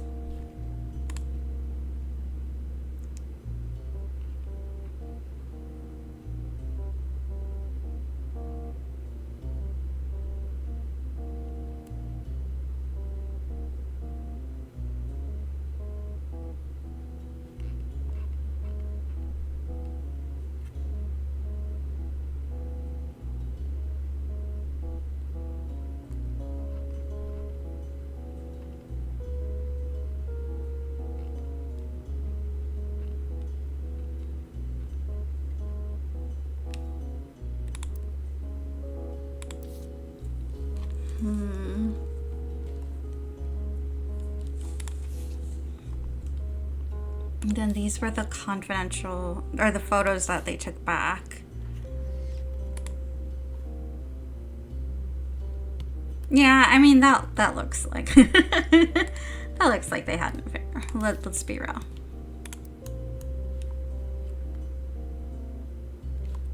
Okay, I need a ducky.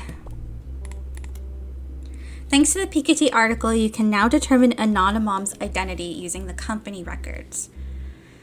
Okay, that's what I was trying to do, but there are, I mean, unless it's Corinne Schwartz. By combining information from the Piketty article and the company records, you can piece together Jane Doe Roottrees' real name. Wait, Jane Doe Roottree or... I'm confused.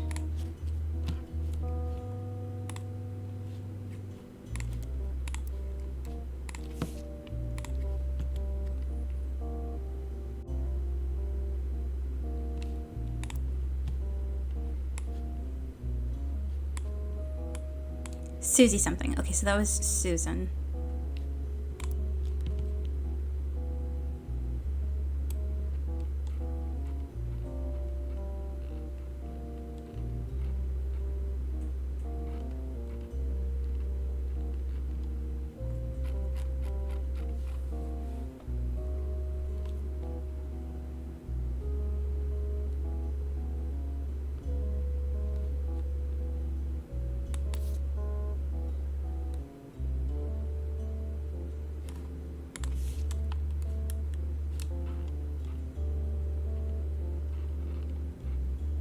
Okay, this is when Susan is working there.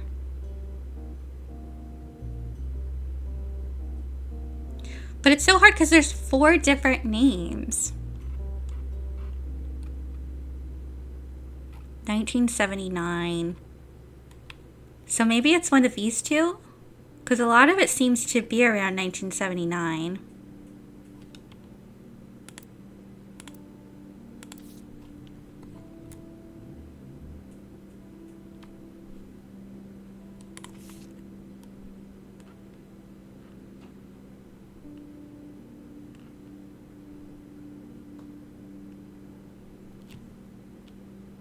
She and the other woman were both underqualified as neither had typewriter experience.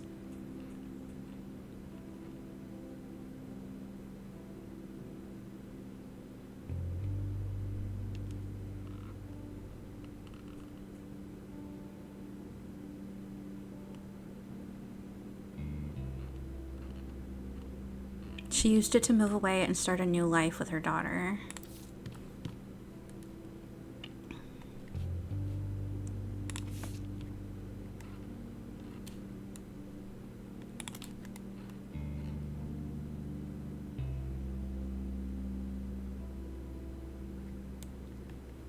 This is right after. It feels like it's Corinne Schwartz, doesn't it?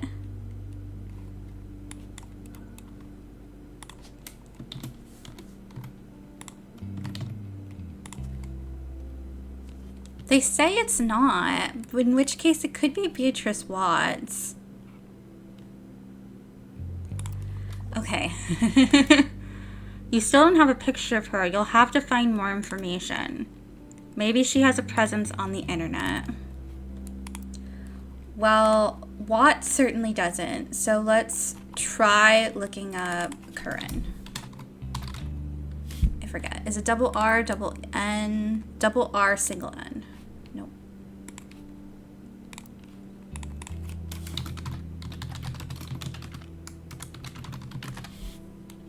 I probably spelled that wrong.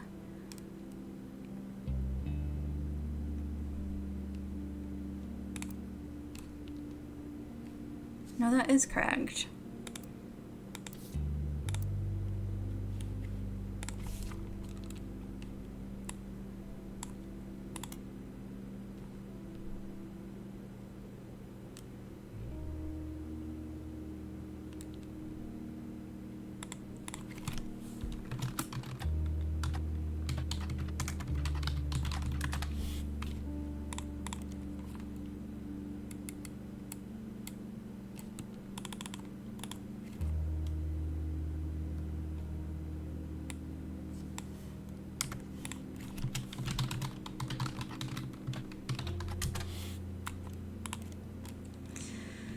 Okay.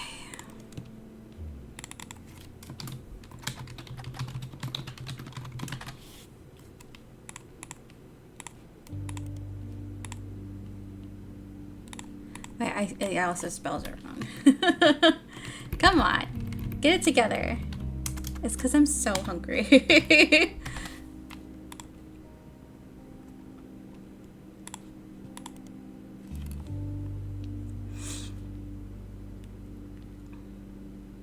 Her only child is still in middle school.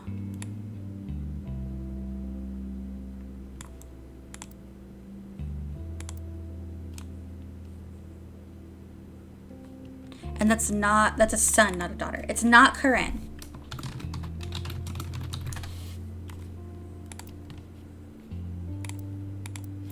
But I don't have anything on Beatrice Watts. Like, I swear I've looked them up before.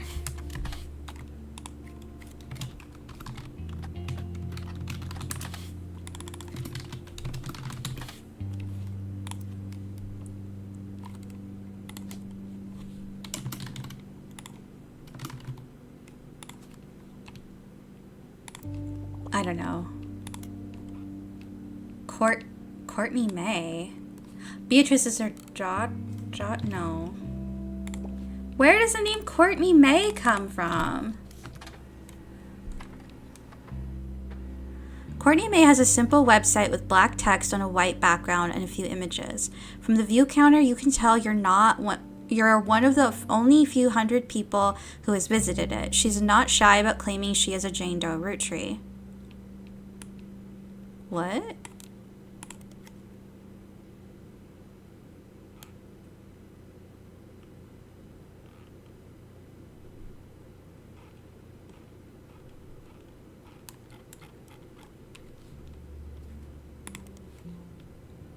She has posted an unobscured cover from the time she was featured on News Time, as well as a different picture of herself that appears to be a wedding photo. The website seems to be created in defense of her mother, who has been the target of public scrutiny. The true story of Jane Doe Rootree, courtesy of Courtney May Newton, formerly Watts. I have no idea how you were supposed to find this, and that's kind of infuriating. So his last name is Newton. Her name is Courtney May.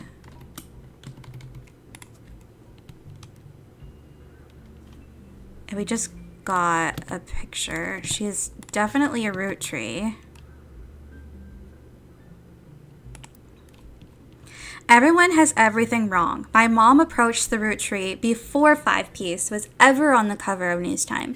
Nobody at the Rootree company took us seriously. They only listened to us after we appeared on TV and magazines. The site has a scanned letter from Ruby Legal Group to a Courtney May's mother, Beatrice. In very polite legal terms, it seems to accuse her of exploiting her name and orders her to leave the Rootrees alone. It's dated a few weeks before the 5 Piece article in News Time, and it seems legitimate. She also discusses her mother's magazine feature in more detail. Do you know how difficult it was to convince anyone to tell her story? My mom didn't want to show her face because everyone in the media was approached assuming she was lying. Because her story was just like 5 Piece, but my mom's story was first. Mom was advised by Ryan and Cork to tell News Time that seeing 5 Piece on the cover was what inspired her to go public. That's the only way News Time would agree to it and help her get on TV, but it's not true. Our story was first.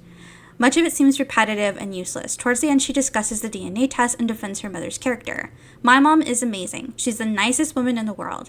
She has diabetes and works at a department store, but still managed to help pay for my apartment in the big city so that I could stay with my high school sweetheart. I got a degree in nursing, so I learned about DNA in college, but I'm beginning to think it's all a lie. Mom is 100% confident that there's nobody else who could be the father. Either they did the DNA test wrong or the DNA is complete bullshit. She is not a liar.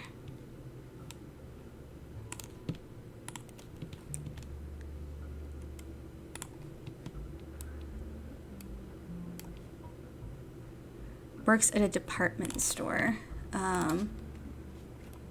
Sales? I don't know.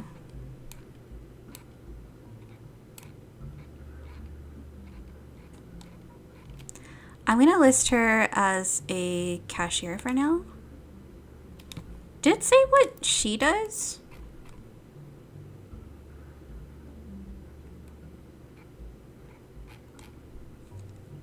Oh, she says she's a nurse. Duh. Okay, let's look at the pictures.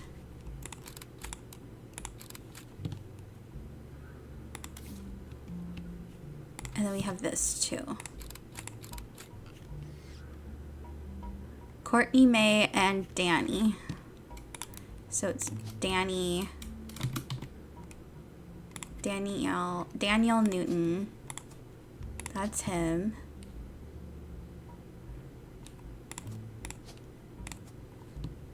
And she has red hair. Like, come on.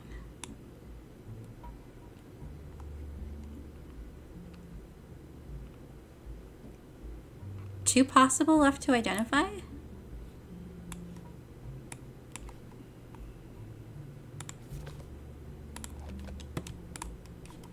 That's one.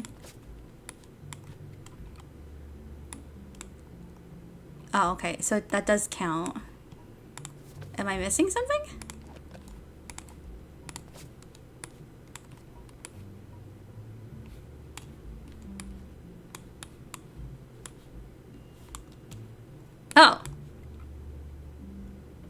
What?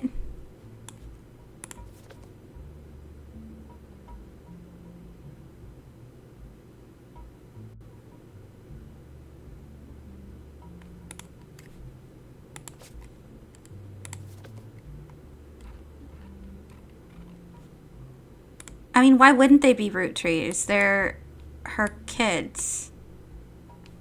And she's the root tree. I'm just gonna click yes. Like, why wouldn't they be? I know I'm missing a lot of clues, but I am so tapped out. So here's what I'm gonna do. I'm gonna save. Where's the save? Shouldn't save be under here? Oh, there's just a save and quit. Okay, well. I'm just going to say I'm ready. I know I'm missing a lot of clues. Maybe I'll come back and look for them at another time. But here's the main thing. I think the DNA test was faked. I think they allowed him in, but he's not a root tree. And they denied her, but she is a root tree. And this just became like a better story. And they thought maybe he'd be the only one. But obviously, like, that did not work. Because there's a lot more here. So I'm going to guess. These last two are optional. You can summon Clark. Yeah.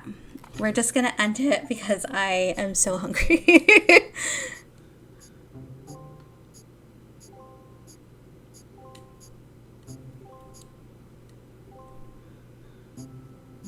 Okay. You did it! Family tree complete. Okay.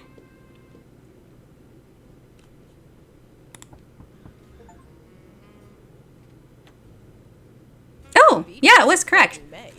Clark, can you swing another test against Bonnie's DNA? This time I'll be sure to have them verify both samples in person. 1 week later. Using the family tree you filled out, as well as DNA tests, we were able to uncover the truth behind all the inconsistencies. Clark's handling the business, but I've come to thank you and fill you in on everything we've learned. Buckle up, because it's been one heck of a week. Actually, that's an understatement. It's not every week you discover your family company is being sabotaged by someone they trusted. But that's the kind of time we've been having. Like I said, buckle up. Maybe grab some popcorn. We'll start with Guy Hudson. Sounds like a good starting place. Ridiculous number of potential. What shocked me is how many graduated from potential to confirmed. We can even prove he was aware of them. The smoking gun was how he used company money to pay off a lot of women. What a jerk. He hid it with a method inspired by his idol, Elias. 5-piece flavors. The flavors he was paying to research were a ruse. He developed flavors based on the initials of the women he was paying. What? Which was really stupid, considering one of their names started with X. Wow, I did not notice that. That is crazy. Let's start with Christine. Guy was paying her under the name Caviar, but there were some other clues. James was born 9 months after Zach's party. Christine was there with Guy, and when she got pregnant, she panicked. Steve stepped up. He even turned it into one of his recipe stories.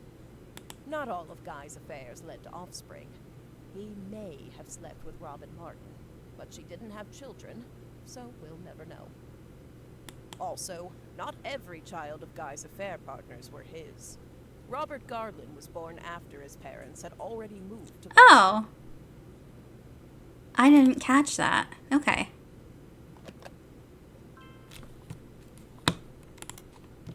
Skipping Beatrice for now. Up next is Leng Xin Yu. When Guy showed up in China, she was into America. And Americans. Dare I say redheads, even? When she got pregnant, her father paid key genes to fake IVF. They claimed her sister was unable to conceive, but her sister and Jerry had their own son, Mark.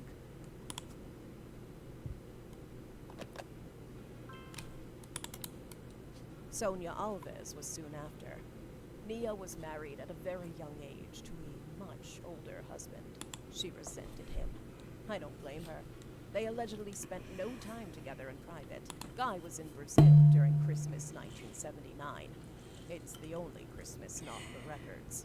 Flavio was born 9 months later, and like the others, Guy started paying Sonia. Check. Okay, so far, one incorrect. Susan Ford, hired to translate for Guy's overseas trips. It's easy to read into Guy's donation to her school, but there's no definitive proof there. She and Guy were witnessed together near the end of his life. Susan's husband was convinced he couldn't be the father of her daughters. Guy, though, paid double. The price of twins. Yep.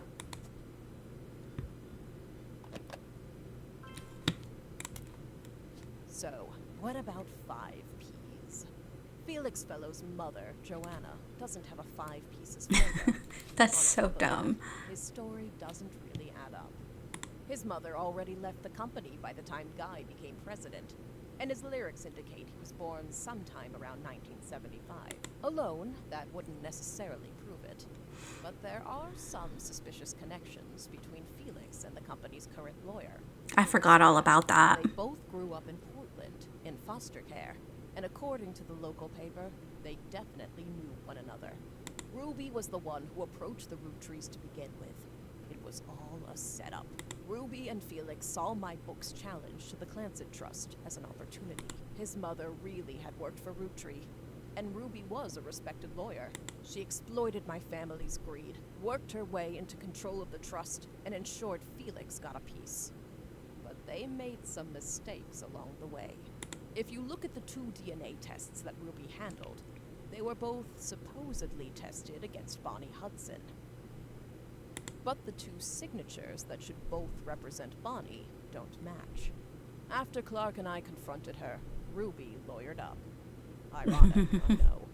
We suspect Ruby had Donatico test Felix against his own mother's DNA. He had a hairbrush of hers. They sent the Oh, female yeah. sample remotely. On the second test, Bonnie's sample was tested locally, but Courtney May's was not. Ruby's been throwing away samples. We think she sent her own hair instead of Courtney May's, but it could have been anyone's. Ruby and Felix were in cahoots. As for why, they were both advocates of wealth redistribution. Which, I mean, is a good cause. Don't get me wrong. But, yeah, exactly. Controlled the family fortune. They became just as greedy as the worst members of my family. The money corrupted them. They were so eager to personally wield the wealth for their own cause that they sabotaged any other claim.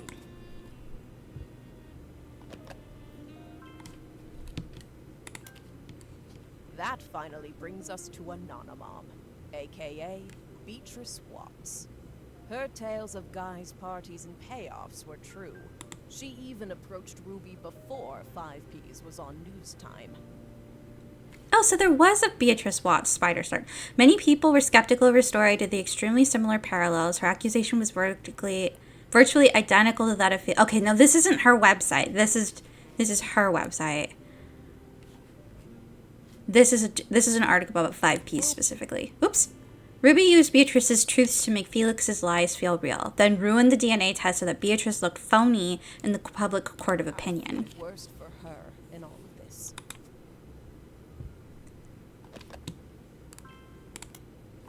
While Ruby and Felix stole the show, there were some other potential new family members as well. Miracle Roottrie was less of an open and shut case. That said, it's very likely he had a son with Mary Beth Clementine. Not Stuart. Mary Beth adopted him before she ever set foot in Butler County. Okay. That leaves Mark. The timeline fits. He showed up about 9 months after Mary Beth visited Miracle, and the basket baby story was a bit too convenient. Okay, that makes sense to me. That's not enough on its own. It was also bailed out by the sister of Edith Roottrie, Miracle Jr.'s wife, after she changed her name to win that silly contest. Our best guess is that Mark was told by his mother whose son he was, and used that fact to put some pressure on Miracle Jr. We have no real proof of that, but nothing else really makes sense for why they'd be connected in that way. X. Check. Elias's affair was the most ambiguous. Gwyneth was able to coerce Elias to do things he wouldn't have otherwise done, like pressure to include me in the family. My son even mentioned them arguing about someone named Beth. Combined with Gwyneth's lisp, it's possible the name was actually Bess. Oh. Unfortunately, all we know about Bess Williams is that she wrote his book and died not long after, leaving her only son an orphan. The timeline fits with Wildcat, but there's no record if she had any other relationship. Honestly, I wouldn't say we had enough evidence either way. I wouldn't be surprised if Elias cheated. Of course, I'm a bit biased. Regardless, we haven't gotten in touch with any of the Williams clan yet. That means we haven't been able to do a DNA test. As Clark mentioned, from here on out, all of our DNA tests will be in person for both parties. Question mark. Lastly, we have a bit of a curveball. Ron Roottrees isn't related to us by blood. Gwyn was definitely pregnant, so it's likely Robbie is. His divorce from Gwen was due to multiple affairs. An American reader on vacation claims to have overheard them arguing. While she was holding a baby, visibly pregnant, Gwen announced she was divorcing Wild Bill and also that she was pregnant again. But isn't Gwen herself a Roottrie? That's what I don't understand. Their mother at the end of her life. Something changed. Additionally, there have been a few rumors circling around Ron. RR Productions canceled the Guys Like Us remake due to the director's illness. At the same time, Ron's wife Penelope began doing benefits for Huntington's disease, stating that she had become familiar with it. Okay, I didn't look that up. The same disease that Gwyn's former co-star Leslie Florence had. It's passed from parent to child. It can't skip a generation. Because Gwyn and Wild Bill didn't have Huntington's, and Ron seems to, it's impossible Gwyn was his mother. I recently confirmed all this with Ron. At the end of her life, Gwyn told Ron the story. Leslie and Bill had an affair the same year Leslie learned she had Huntington's. Leslie okay. was pregnant. Leslie wasn't likely to survive to see her child grow up. And even if she did, she didn't want to be a burden. She begged Gwyn and Wild Bill to adopt her child. Gwyn did. Mere weeks after she found out That was nice of Gwyn. her own son, she also took in Ron. Wild Bill was a problem. Unreliable and a serial adulterer. Gwyn divorced him and never saw him again. Gwyn had already told Starlet she was pregnant, so it never really made waves when people saw her with a child in Paris. There was gossip during her divorce when she was discovered to be pregnant again. In actuality, it was the final months of her only pregnancy. To lay low, she stayed in Paris long enough that even her own family never had reason to question the timeline. It's one heck of a story, and frankly, nobody could be expected to piece the timeline together. Okay, but she adopted him, so aren't we, like, piecing together all of these adoption stories that they count as Roottrees?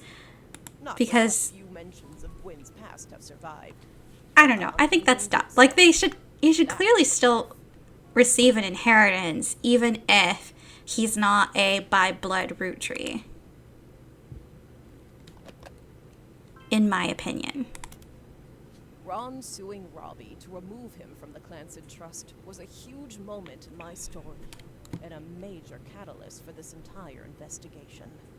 So that was like the irony of it, right? That he was suing him, but actually, like, the discovery is that he was the one who technically wasn't a Roottrie. Finding out that it's been pretty much backwards. Yeah. Time has been a bit surreal.